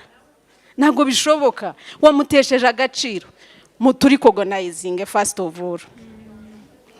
Ikindi ndi sorezeho nkuko wabivuze Gatwaza, ikintu dukeneye nuko ibi bintu bishyirwa muri curriculum. Curriculum iragenda mu buryo bubiri. Hari uburyo bwa institutions zishinzwe kurera, ariko institution ishinzwe kurera cyane n'umuryango. Mureke twigisha abana bacu gukura bafatanya, bari recognizinga aka kazi. Barabivuga neza mu Kinyarwanda ngo igiti kigororwa kikiri gito. Uyu munsi kubwira umugabo wanjye tumaranye imyaka 25 ngo ninsohoka nangwa namusize mu cyumba nze gusanga yashashe, bizana ibindi bibazo kurusha ibyo mwatekerezaga. Nshobora kumwihorera, ariko nkigisha wa muhungu wanjye, mfite agahungu kamwe kabucura, mba ndwana nako kukigisha kugira ngo kaho gukura nkuko kabona bya bindi byo hoze uvuga uko ise yakuze yarezwe, as you said. Ariko noneho reka dufatire aho tugejeje, twigisha abana batoya bakure buzuzanya, bakure bumvikana. Ejo umwana wanjye nashaka nzamenye ko washatse babyumva kimwe, bizamufasha. Ikindi ndi busorezeho ni ukuvuga ngo reka uko ari leta, ari cyane cyane leta kuko niyo policy maker, awavuye muri GM aradufasha, hajyeho policies zigenga ibi bintu, bigenga iyi mirimo. Noneho efforts zose za civil society zigende zubakira ku mategeko ahari. Twarebye ukuntu mu mategeko ya unpaid care work, nubwo giye ntakunda kuyita unpaid kuko nabuze uyipaying, noneho bayiricognizinge bashyiraho amategeko abigenga. Noneho twe twubakiraho nk'imiryango, Anatori ngo ni intangarugero arabikora cyane, n'abandi bose babikora nkuko bari babivuze. Tugire ikindi cya nyuma nsorezaho, tugire imibare igaragaza izi inequalities noneho zishingirweho dukora ubu advocacy, ubuvugizi and so on. Murakoze cyane. Murakoze. Reka turebe abantu nka batatu kugira ngo tuze guclosinga. Hari uyu mupapa, hari uyu, hari uriya, hari n'uyu n'uriya mama, ubwo babaye batanu. Ubwo time n'ibigihari turabikora gutya. Reka duhere hano. Mudufashe mukoreshe amasegonda cyangwa se action aid twemerere ko tugeza nka 2:00. Ego murakoze cyane. Nitwa Mazimaka Patrick, nkora mu nzego z'ibanze, ubwo ndi gitifu w'akagari. Hari icyo ngira ngo ntangeho inama cyangwa se tuzafatanya. Action aid izakora n'ibindi bitari ibintu, izahora twigisha. ahubwo bizaba umuco muri twebwe. Icyo ni kimwe. Icya kabiri ntabwo ndi bubatindire no guhindura hagati y'abagore. Hari iyo umuntu atinze mu kintu yumva ko kimukwiriye, noneho nabo bagakorerwa ubukangurambaga, kuko mu minsi ishize twaragikoze, action yari yadusuye turaganira, ariko abagore nabo ubwabo ntibabyumvaga ko kuba umugabo yakubura ari inshingano cyangwa yamufasha umwana. So rero ngira ngo tujya tubiganira kenshi, babonye umugabo akubura bavuga ko bashobora kuba baramuroze, ahubwo akumva ko ari umuco, iyo myumvire yahinduka. Ikindi mbasaba, twasaba ni amadini. Se wowe niba wagiye mu musigiti ugasanga abagabo nibo bicariye imbere, abagore babashyize inyuma hariya, abanyamadini bo ntibakwiye guhamagarwa bakagirwa inama? Sibyo? Gahoro gahoro, sibyo se? Icyo ni kimwe. Ikindi, hari abo twahoze tuvuga hano, uburamutse ugiye gufata icyangombwa uri umugabo ugasanga icyangombwa cy'ubutaka habanjeho izina ry'umugore, harya ubwo wakijyana he? Hari abumva ko ubwo umugabo ari ugomba kugira gute kubanza imbere. Ikindi nabonye yenda njya nkurikirana, iyo abantu bagiye gusezerana, namwe mwumve ngo niba umugore bagiye kuvuga ngo tugiye gusezerana, ninde uzaba umukuru w'umuryango, umugore akumva ko biharirwa nde? Mwiriwe neza, akumva ko ari iby'iki, ari iby'umugabo. Gahoro gahoro, kwigisha ni gahoro. Hari ibyo twonse nyine twumva ko umugabo agomba kuba iki, umugabo, na Bibiliya n'abandi, ariko tugomba kumva ko tugomba gufashanya. Ejo hari umuntu wampamagaye, naramuvugishije, namubwira ngo nari nkeneye ko duhora tukaganira. Arangije arambwira ngo nabyutse njyana abana ngo ku ishuri, ngo rwose ngo umugore yaragiye gukorera mu ntara. Ntahari, ni umuvandimwe wanjye, ntahari. None uragira ngo bigende gute? Ngo ubwo yambyukije icupa ryanjye ryagize gute, ryijunguje, iryo yarayanyweye, kuko umugore adahari cyabaye ikibazo. Ikindi nahoze mbwira abantu, abagore kuvunika nta muntu utabibona, barashize. Si byose yenda baje batubwira ibiganiro, mujye mureka natwe tuze tubabwira ibyo tubona kuri tele. Hako uyu munsi wa none umugore aravunika ntawe utabibona. N'ibisubizo biri hagati, burya ibisubizo byo kuvuga ngo gushaka ibigega, ntabwo leta izabona ibigega bikwiriye abanyarwanda n'ayo mashyiga n'ibindi, ariko twajya muri twa dutsinda duto nahoze mbona Action Aid yagiye ikora, abantu bakishakamo ibisubizo. Ntabwo izabona amafaranga yo kudusaranganya, ariko uwo mugabo namara guhinduka, jyewe cyo kora reka nanjye nshime, ndi umuyobozi, ariko hari ibyo numvaga ntakora. Nabyukaga nyine nkashyiramo ipantaro nkajya gutegeka da, nkumva ko ari izo nshingano zanjye. Nataha nagera mu rugo nkagereka akaguru ku kandi, cyangwa nkajya gusura wa mugana n'abagabo bagenzi banjye tukaganira. Ariko nshobora kuba nagera mu rugo tukaganira, tukajya inama. Yenda gukubura ntabwo ari igitangaza, nigize nshyiraho ifoto dufite aho duhurira na Action Aid, ndakurupa mbona biraryoshye, mbona ni byiza. None se ubundi ntarashaka cyangwa nabikorerwaga nande se mba muri ghetto, abantu baciye bugufi ubu se hano ninde mugore wampaye icyayi hariya se? Sinabonye abagabo bangahe babitanga ngo nuko babihemberwa. None si we harabona waze ngo urikorera, niba ukorera umwana wawe ugira gute, urikorera. Icyo nsorezaho rero cyanyuma ni iki, no kuvuga ngo reka bibe nsabe, yaba ari inzego z'ubuyobozi, yaba ari iz'amadini ndetse n'indi mishinga, reka buri wa kabiri haba inteko rusange z'abaturage, tugira umugoroba w'umuryango, ariko muzitonde, tujye tuganira, tujye n'inama, muzitonde. Hari abantu bakuze cyangwa se abantu bamenyereye gusoma agatama, ushobora kumuzanaho iyo mico bikaba ikibazo. Ni ukubijyana gahoro gahoro, kugira ngo n'ubundi niba bari bafitanye amakimbirane, atazaza akamubwira ati noneho hari naho navuye, bambwiye ko uzajya ukora gutya, noneho za nkoni zikiyongera. Hari umpamagaye noneho atwicaye harambwira ati yaje kunganiriza, namwe nimwumve biriya muvuga, umugore acuruza motora hariya muri Batsinda, nyobora akagari ka Kagugu, acuruza motora hariya muri Batsinda, yiriwe ashakisha, ageze mu rugo akoze ya mirimo, ahubwo ahembwa igihembo cyo kugira gute, cyo gukubitwa. Ubwo yambwira ati noneho nuva aho wagiye aho ngaho, nushaka uzumubwira ave muri uru rugo cyangwa ngiwe ngende. So rero barababaye, baravunika, abagabo turabireba turabibona, ariko wa muco na bya bindi byose twabayemo byatumye twumva ko turi abatware. Simwe mu bitubwira se umutware wanjye. Urakoze Gitifu, yego urakoze cyane. Murakoze, nitwa Uwase Aisha, ora muri YWCA, Young Women Christian Association. Nshaka kuvuga ku tuntu tubiri gusa dutoya. youth engagement muri ibi bintu. Most of the time you focus on those who have parents, ariko urubyiruko, we are dying from this. Turabyikorera tukiri muri ghetto, ariko ejo najya kubana n'umuntu akumva ko azanye just pinda some, I don't know. Second ni single mothers. At least abo bafite partners, they even think ko they will provide financially. Ariko they are single mothers, but after those who provide financially and also those care work that they are doing. What are we thinking about single mothers and youth engagement? Thank you. Na single fathers. Murakoze ni amasegonda 30 kuko abandi numvise igitekerezo nari mfite bagitanze. Nitwa Fideli ntabanganya Imana ngende umukuru w'umudugudu. Hari icyo numva igitekerezo mfite n'icyuko we are not sure to who is going to implement those 4 changes we want. Iyo tuvuze ngo recognize, reduce, redistribute and equal representation, ubwundi mpita nibaza ko ari umugore ugiye kubishyira mu bikorwa, ariko rimwe na rimwe nkasanga abantu bakwiriye gushyira kuba bambere mu kubishyira mu bikorwa n'umugabo. Ariko namwe badamu murambabara kuvuga gutyo, namwe badamu mukabyiyumvamo. Jewe nkimara kubona ibiganiro bya muri Action Aid, hari uko nanjye nari nteye.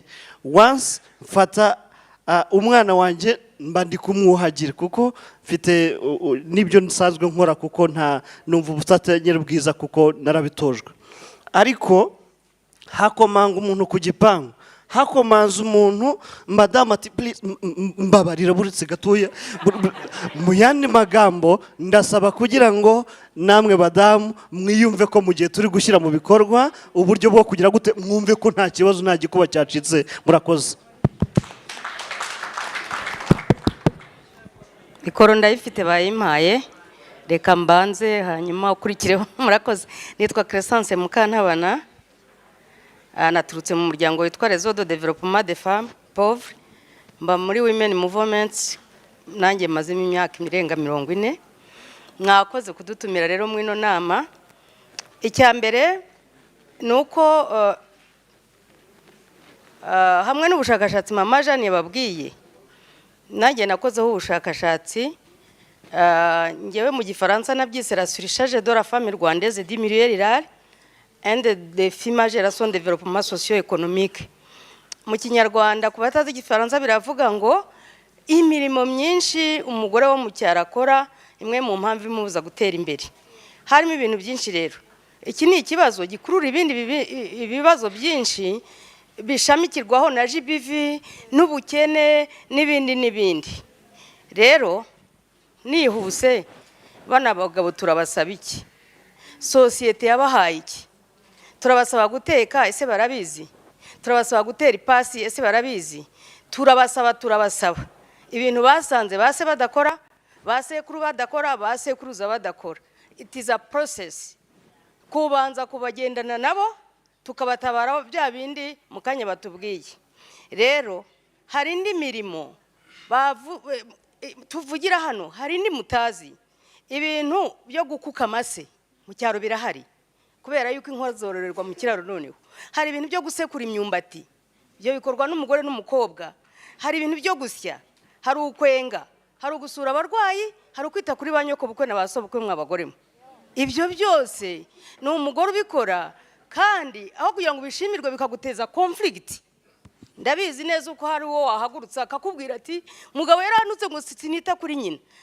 Recognition rero ngenda ndashaka ko leta ari ibanza kubirokonesa, ikamenya ngo iyi mirimo umugore akora ifite icyo yongera kuri ekonomi y'igihugu. Ibyo babyandika ahantu niba tubyumvikanyeho. Icya kabiri, ubu abagore yes kubutaka twabonye 50-50. Dufite kese nyinshi, umugabo aguhagarara hejuru ngo sinyagurishe, nta n'ikibazo gihari.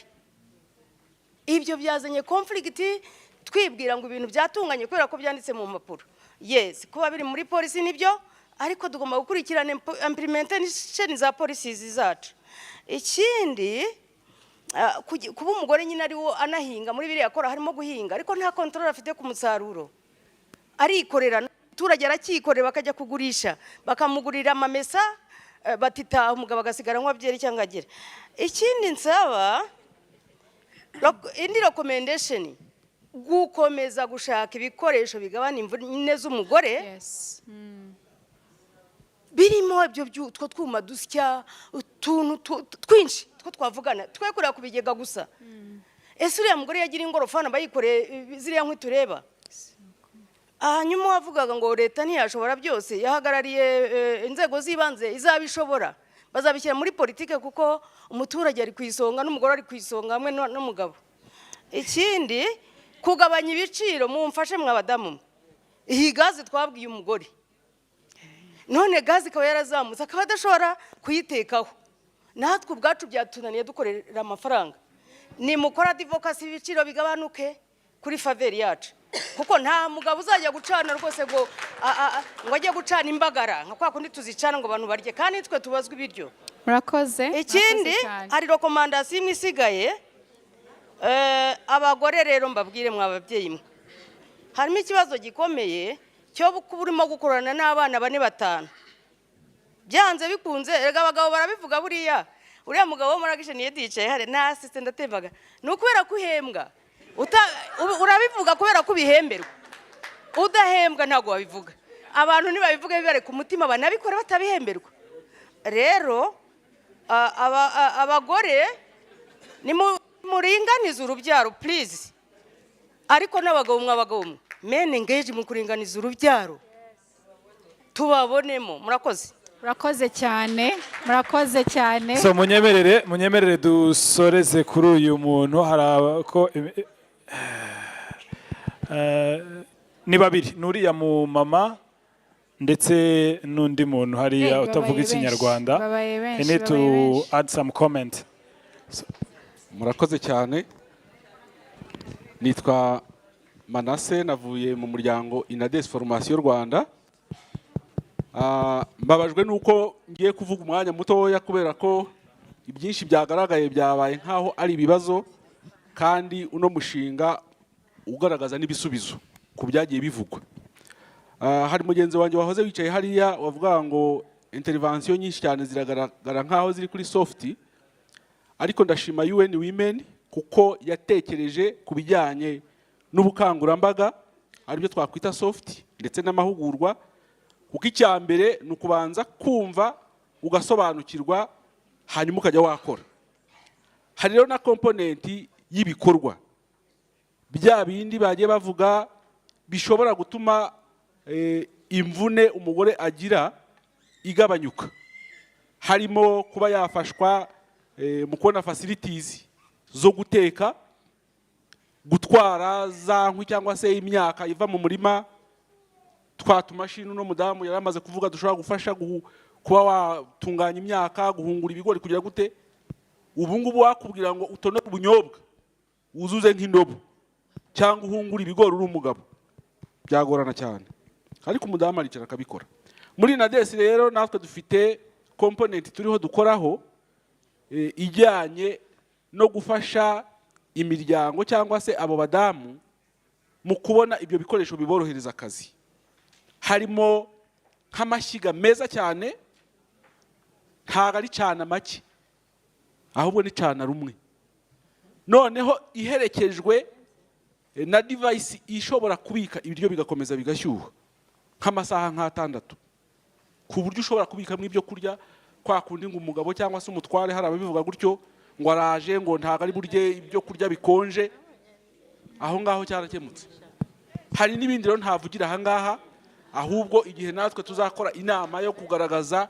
ibyagezweho n'abadamu batanga ubuhamya ndabararitse muzazi murakoze cyane Nades dusigaje umwe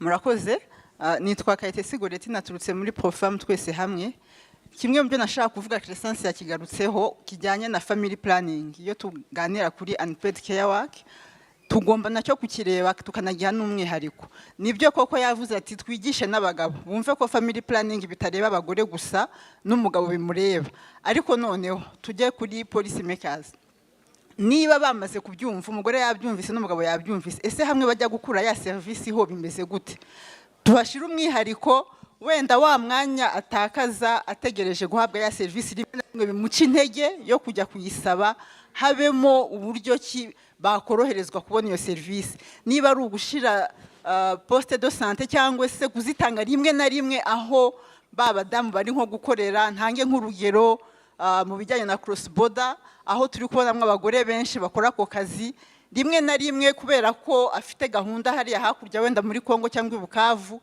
hari igihe atabiha agaciro kujya gufata ya serivisi wenda hageze ko ahindura uburyo yakoreshaga ngasanga rero habayeho no kubiha umwihariko kuri izo serivisi bahabwa bikihuta akayibona mu buryo bwihuse ntahate umwanya bituma bimuca intege hanyuma azabasha kuboneza neza bigire n'icyo bimugabanyiriza muri ya mirimo yakoraga mu rugo yo kwita kuri ba bana kubera ko iyo serivisi yayihawe mu buryo bumworoheye akanabasha kuboneza ikindi nagarukagaho ni ikijyanye no gushira imbaraga nanone umuco ntitwubyirengagize hari nk'ahantu usanga bagifite imyumvire ndatanga urugero aho dukunze gukorera muri Rubavu hari nk'abadamu bagifite ya mico yo kuvuga ngo ndongora nitunge nk'abo bantu aho muri ako gace abagabo bahaba murabyumva namwe uwo wamutegaho iki muri urwo rugo ko azagufasha iki niba nabo badamu baho muri ako gace bumva ko mbese ni ishema ryo kumva ko yabonye umugabo ndongora nitunge ubwo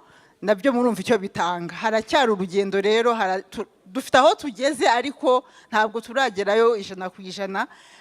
Inyigisho ziracyakenewe zikora no ku badamu nabo ubwabo ngo bahindure imyumvire nk'uwagifite iyo myumvire yo kumva ati ndongora nitunga urumva ko amakimbirane azavuka nyuma y'ibyo ngibyo wa mugabo yazanye namutegaho ibindi kandi yaramuze yavuga ati ndongora ubundi nzitunga bigahinduka amakimbirane azavuka murakoze cyane murakoze cyane gatwakira umuntu wa nyuma hanyuma tugaruke kuri pano dusoza. Okay.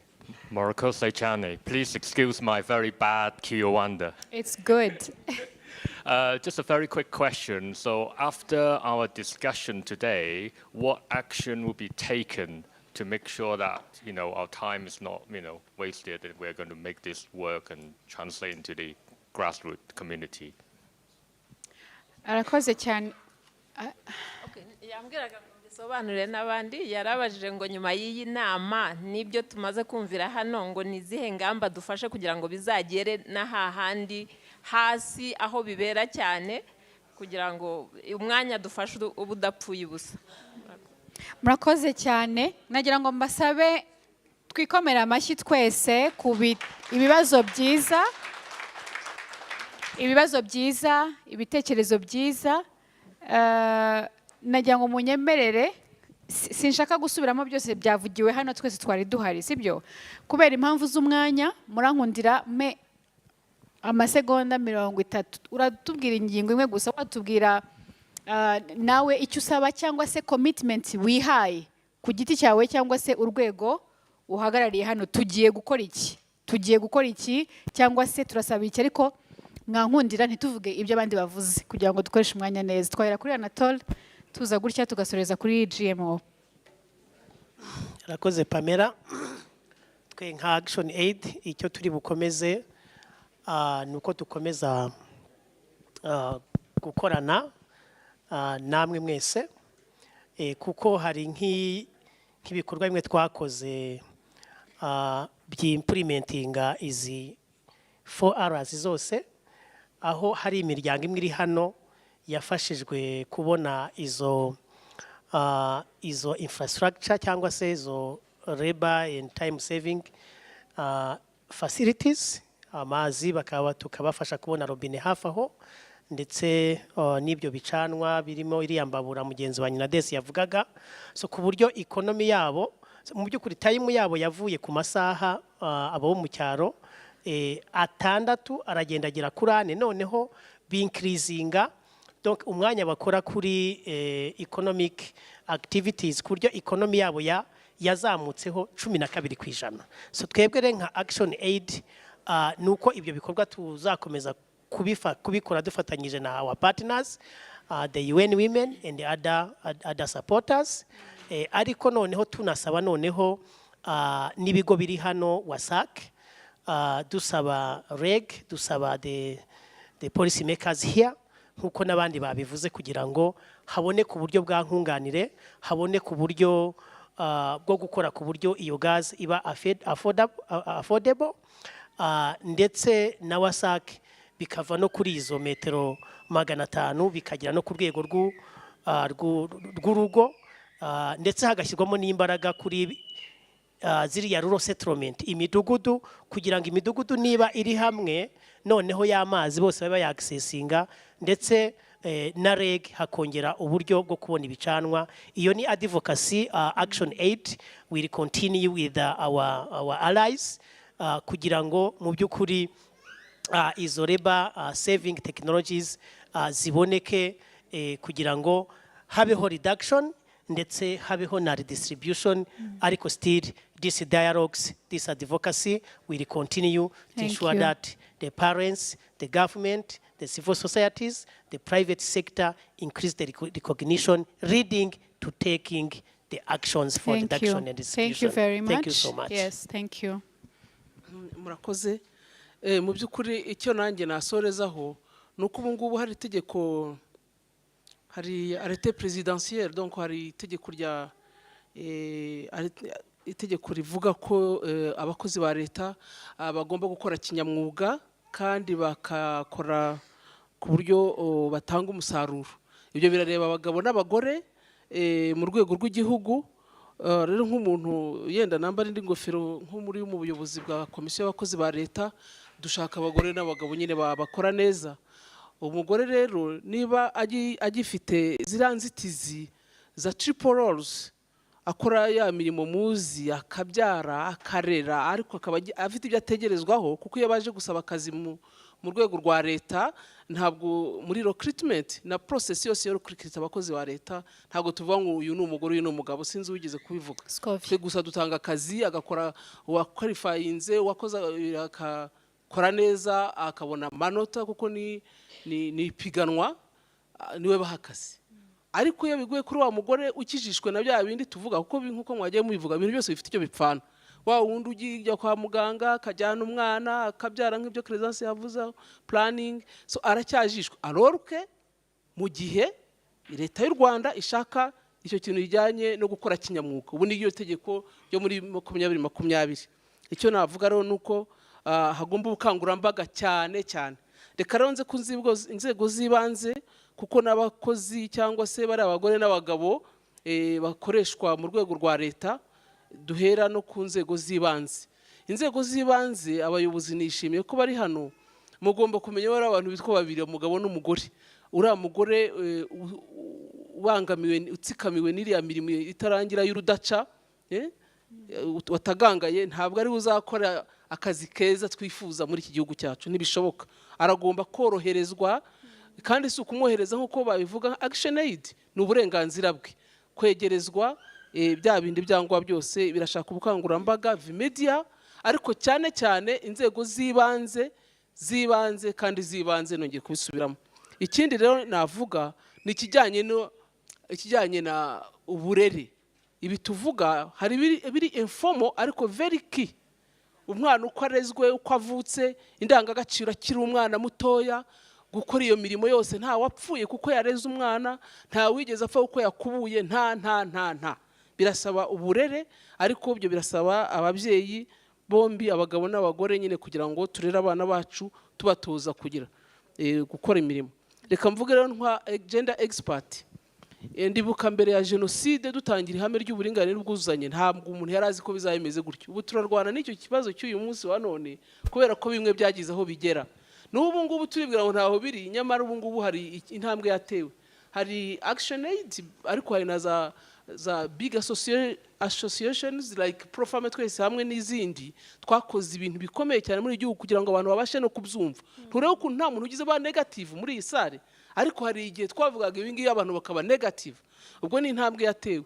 Turishimira rero intambwe yatewe, bivuga ngo iyi step tuzikomeje, hakaba progress. N'iki kibazo twagira ibintu igihugu cyashoboye iki niyo cyananirana giteye ubwoba Yeah, mureke rero dushyiremo intambwe inzego zifatanyije nk'uko action aid bivuga. Ikindi navuga rero ni ikijyanye na triple roles, korohereza umugore kugira ngo kuko afite ibindi asabwa biri biologique, ntabwo ari ikigongo umugiriye, ntabwo ari favor umugiriye. Abantu bose n'impuhwe ubwabuze ubugwa kuzigira, uyu muntu warayabyaye, uyu muntu utwite, uyu muntu ibyo asabwa, uyu muntu umwana w'umukobwa wagiye muzi ubukangurambaga dukorana nahoze mbona Sylvia hari abakora kugira ngo umwana w'umukobwa wagiye mu mihango umwarimu abikonsidere, undi muntu abikonsidere kugira ngo azavemo umuntu ukomeye. Ubwo ni ubukangurambaga bukomeza kuri ya triple roles. Triple roles igomba kuva mu nzego z'ibanze ikazamuka ikagera hejuru, kuko nawe ari umuntu nk'abandi. Ndagira ngo mbashimire ko mwatugira icyizere mukadutumira action aid. So turahari kugira ngo dufatanye, nta muntu n'umwe waremewe kugira ngo ibyo atekereza cyangwa azabijyane atabisharinze. Ndabashimiye. Murakoze cyane. Lecturer. Murakoze, nta mwanya ndi butware munini, ariko ndagira ngo mugiye mu mwaye aka kanya. Mbere na mbere ndagira ngo nshimire mije prof. Nabonye hano Director General Mr. Silas, umuntu uri compassion, ufite compassion cyane cyane mu bintu bya men engage. Ndakeka rero ko mije prof hari ikintu ikora cyane cyane kugira ngo yaba action aid yaba izindi civil society ziri hano bashobora kuvomamo kureba ukuntu abagabo baba bagira bakwingeginga kugira ngo nabo bajye reducing icyo kibazo. Ikindi navuga ni I just want to say ko maybe UN Women na mije prof no kugira ngo instituting research cyane cyane yo ku identifying ibintu bibiri. Iya mbere izo unpaid care work ni izihe, hari umuntu wazivuze hariya, ziratandukanye ni nyinshi, no kumenya at what time per each unpaid care does it take, bitwara umwanya ungana iki, kugira ngo noneho tumenye neza in Rwandan context tureke yenda gufata iby'abandi, kuko umudamu umwe yavuze ngo hari gukamase menya kuko gusekura imyumbati. Ndakeka ko ibyo dushobora kuba ari iby'abanyarwanda gusa, abandi batabifite. Tumenye izo unpaid care work ni izihe n'umwanya zitwara, no kugira ngo tumenye icyo kibazo cyakemuka giti. Ikindi kijyanye n'icyo yenda Madame Mary yakivuzeho, yenda nakivuze nihuta kuvuga, nashaka clarifying actually kuvuga ngo unpaid care, let us remove, no kuvuga ngo let's make that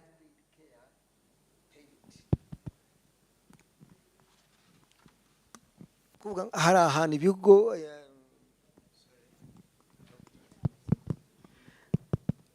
hari countries zimwe usanga baragerageje, no kuvuga iyo babihaye agaciro kubira uko izinga gusa ntago bihagije, ahubwo let's value it and pay it, not recognizing it kubivuga ngo tubyemere. Let's value it and pay it. Nibavuga ngo umuntu nabagiye muri babyaye paternity leave, umugabo yihisemo n'umugore bakavuga bati uzasigara mu rugo tuzamukubira umushahara inshuro nk'ebyiri for instance. Ubwo rero na wa mugabo ashobora kuvuga ati aya mafaranga ari menshi, reka mbikore, wowe jya ku kazi. Murakoze. Murakoze. Nanjye nka way forward nagira ngo mbabwire ko mu buvugizi GMO ikora nk'inshingano ihabwa na constitution, ubwo twita advocacy. Hari ubuvugizi turimo twakoreye ku parliament, twemeranya ko gender equality cyangwa muri rusange yinjizwa muri accountability mechanisms zihari. Urugero ni imihigo, cyane cyane niho twibanze. Buriya unpaid care work twubahirije gender principles nabyo birashoboka ko ya reduction ya redistribution byose bishoboka.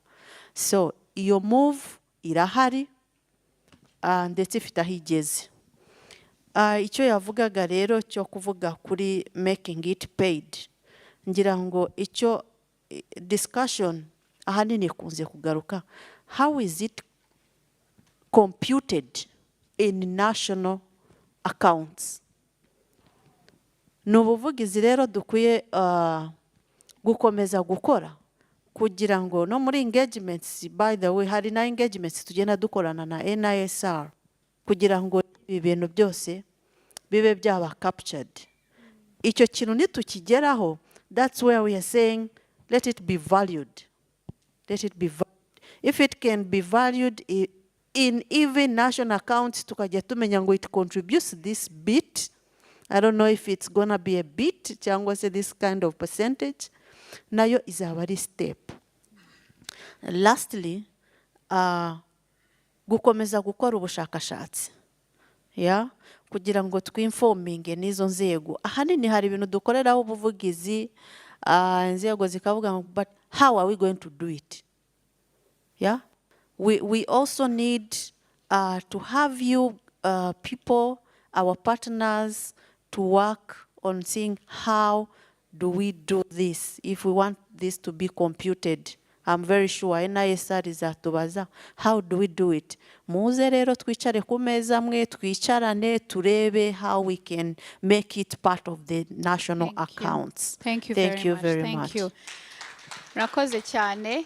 Nagira ngo nsabe ariko ndizera ko biri muri gahunda ko Action Aid iza kudushyirira hamwe iyi myanzuro yose mu buryo buri practical, hanyuma nk'uko batwoherereje ubutumire n'iyo myanzuro bakayitwoherereza ariko igaragaza who is going to do what, sibyo, kugira ngo ibiganiro byacu bitanga umusaruro.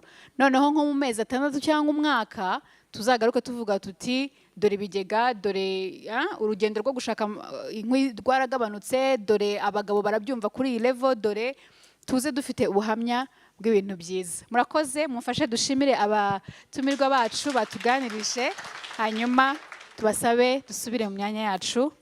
Murakoze cyane.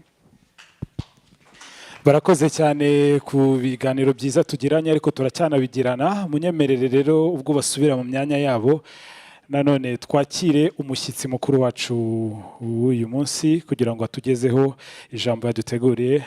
Dr. You are welcome, please.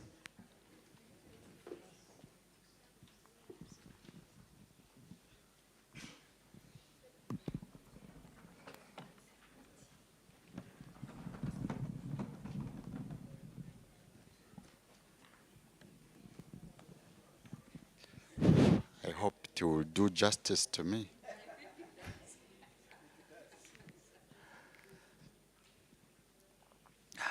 Representative of UN Women,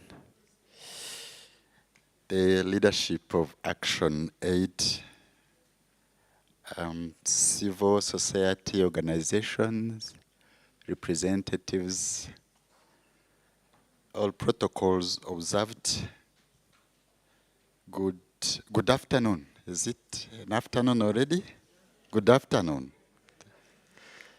So it is my honor and pleasure to, on behalf of the Minister of Gender and Family Promotion, to be with you today. The Minister would have wished to be here, but had other equally important engagements.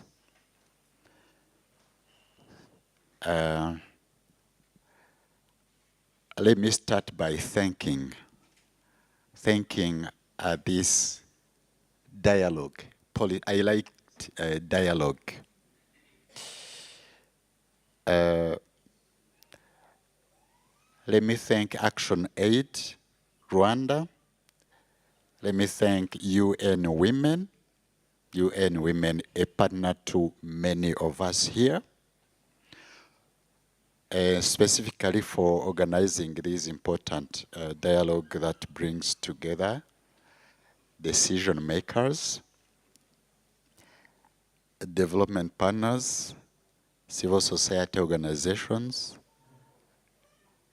I believe private sector, federation is also represented, community opinion leaders, community leaders at the grassroots level. I was discussing with some of them there. I think this is a uniqueness of Action Aid, and it should be an example for all of us to have those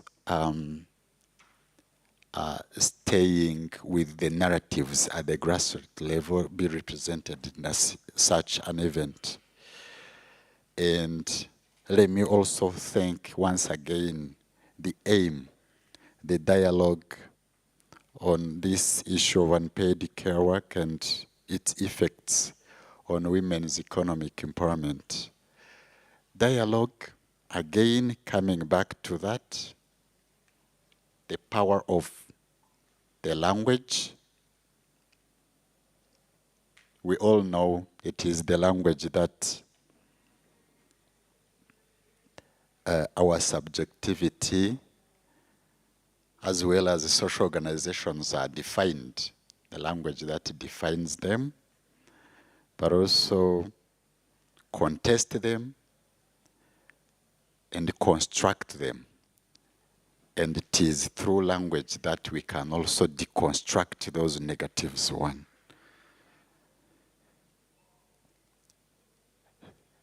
The language that constructs a meaning, because I think it is all about giving a meaning to these narratives.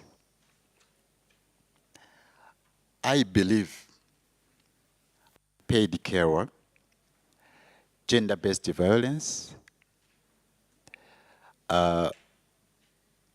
poverty predominantly among women, they are all outcomes of gender inequalities.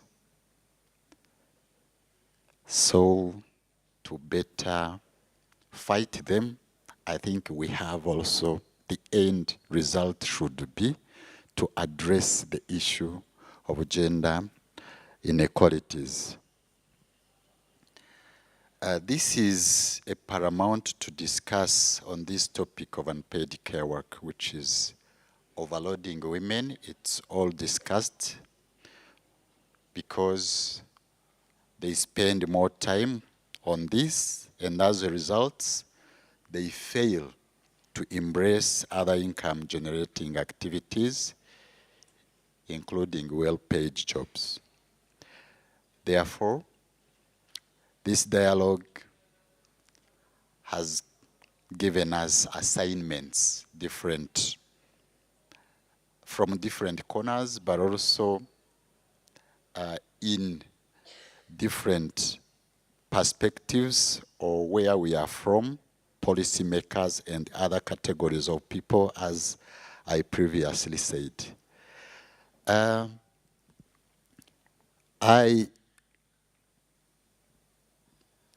Like many of us, believe that it's high time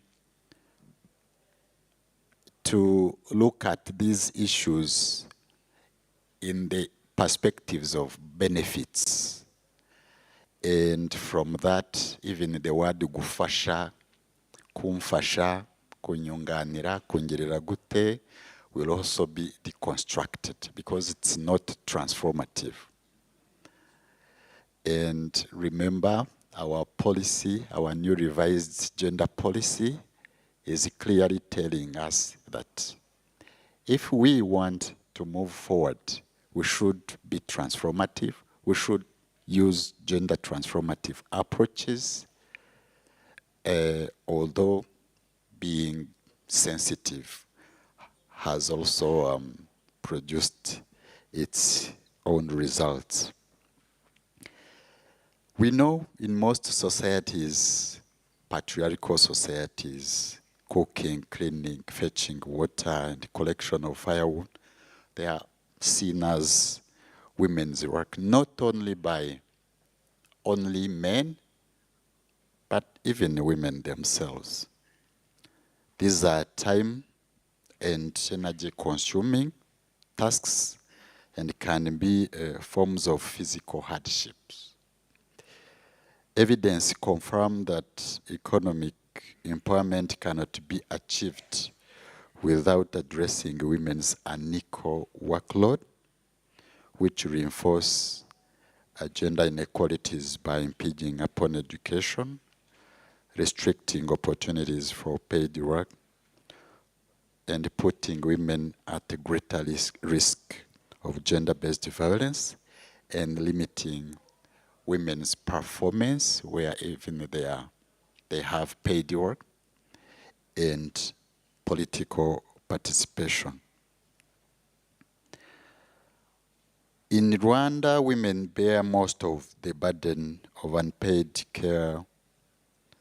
domestic care work, such as cooking and taking care of the sick, which leave them with limited time to participate in productive work. The government of Rwanda and partners acknowledge the need to bridge the gaps in family responsibilities between women and men.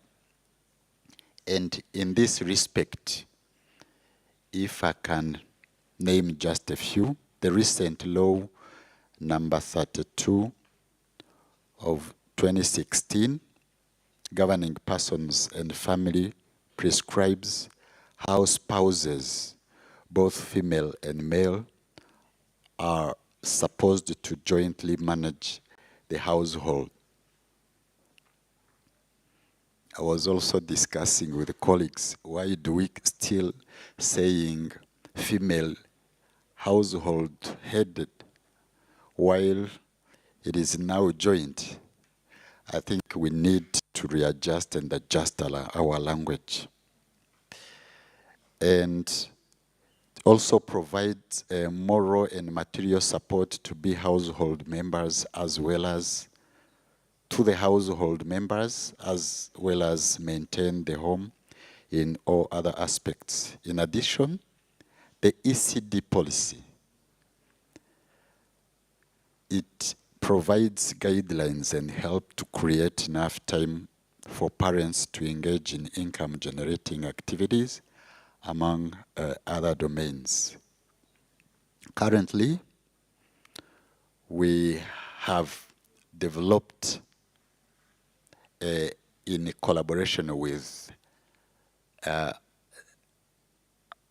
almost all of you, and under the support of UN Women, we have developed a national transformative men engaged strategy for gender equality and women empowerment. And very soon we will be disseminating it. And this is aiming at engaging men and boys as positive partners, as allies with women and girls, and as involved, fully involved, yes, partners in the domestic work, including positive parenting. It's all about engaging men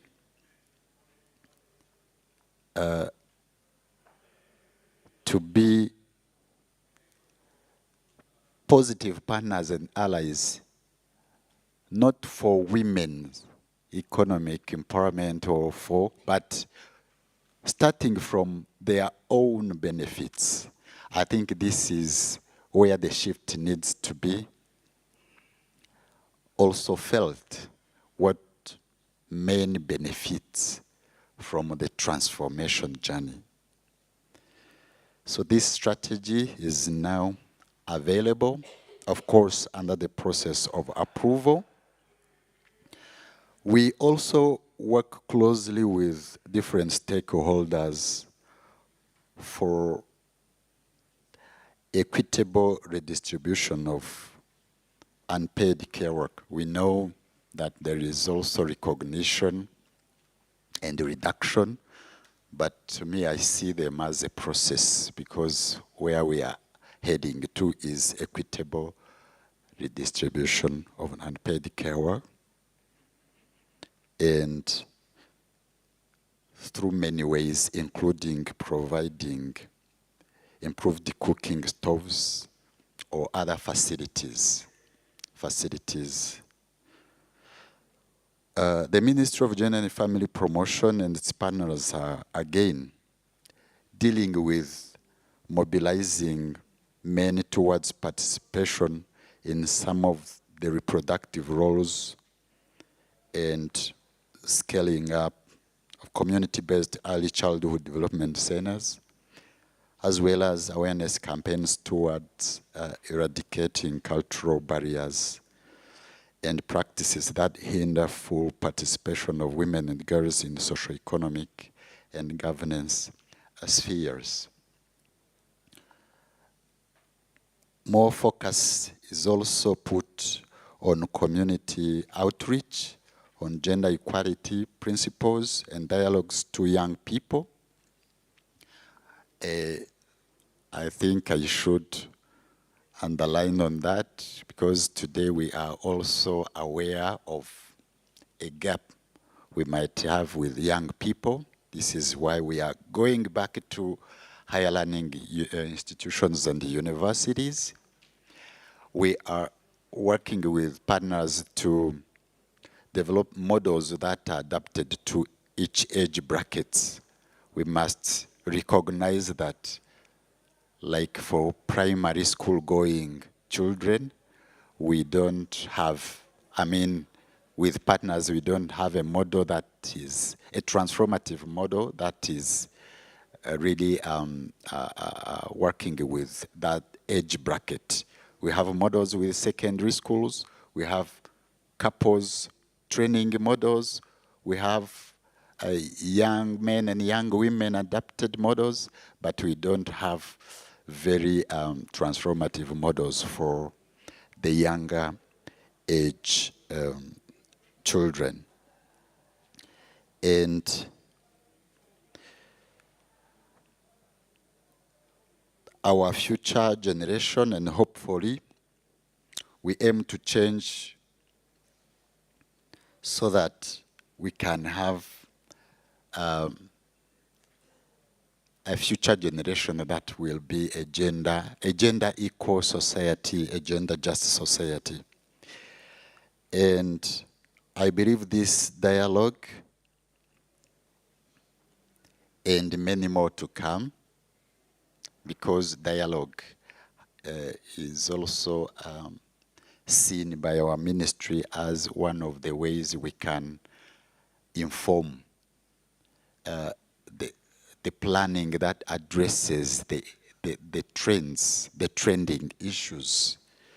So it is, we expect from these dialogues, we expect from the reconstruction of new positive narratives to pave the ways which can be undertaken to fully engage all stakeholders to address gender inequalities, first of all, but also specifically, as per today's theme, unpaid care work for women and girls, to invest their time and their potentials. I think we did not talk about potentials today. You can imagine the loss of a family, a community, or a country, a loss that comes from just doing what you are not good at, but doing what you are dictated to do simply because you are a male sex or a female sex. I think if this is calculated, it would be trillions and trillions. It's a big loss, because we always talk about career guidance. So everyone is supposed to do what he or she is best at, what he or she can do best. And that's, I think, a great contribution to kunoza umurimo too. The quality of work. How can you do a quality work if you are doing what you are not best at? So before I end my remarks, I think I need to quote His Excellency Paul Kagame on 8th March of this year. I quote, "Equality is a right, not a favor. We must challenge ourselves to do even more and better to ensure that the next generations of our daughters and granddaughters inherit a nation where their aspirations have no limits." End of quote. It was on 8th March this year. So gufasha kugira gute, I do believe, because even us as professionals, as experts,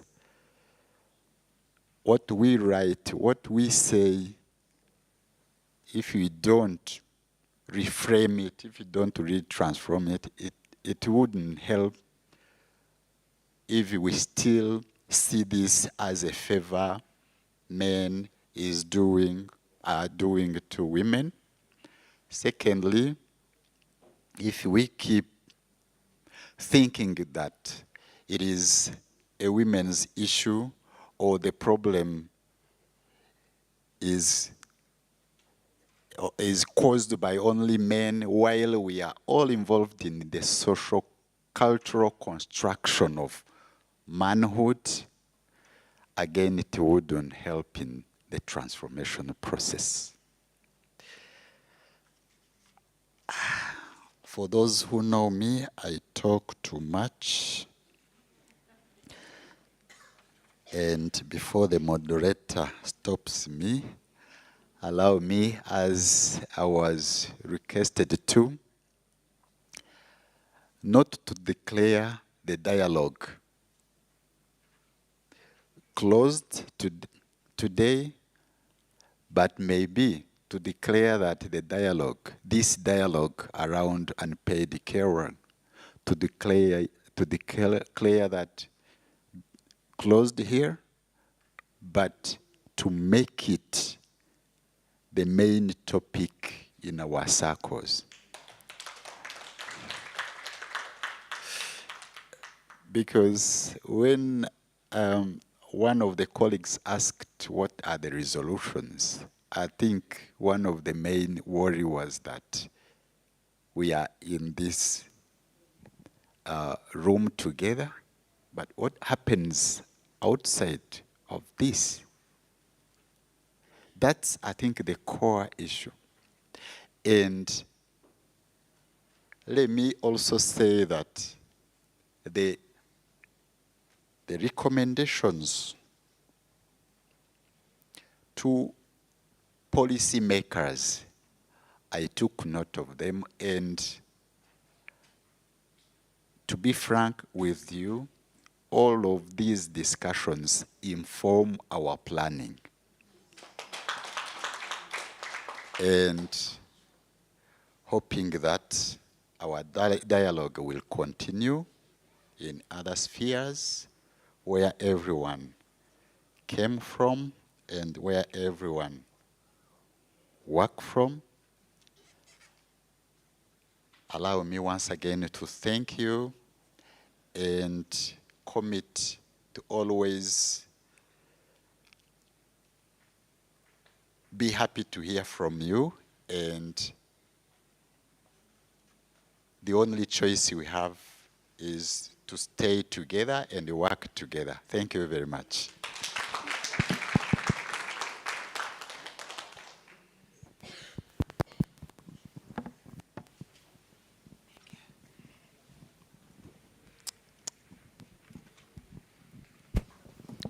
Thank you so much, DG. Ikiganiro cyaberaga hano kirasoje. Ko muna mutabyishimiye murashaka twigomere hano. Bashakaga dukomeze.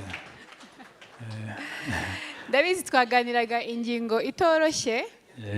Ariko nkuko DG abitubwiye nubwo dusoje igikorwa cyaduteranyije hano ariko ibi biganiro bikomeze aho dukorera sibyo bikomeze aho dukorera aho dutuye abapapa n'abamama baje hano batarahinduka mutahe mwahindutse oya byabaye bahindutse ndabeshyara yego turabashimiye rero twagira ngo tubatumire ku meza dusangire mbere yuko dutaha hariya hari protocole baraza kudufasha baduhe uducoupon tudufasha kujya muri restaurant.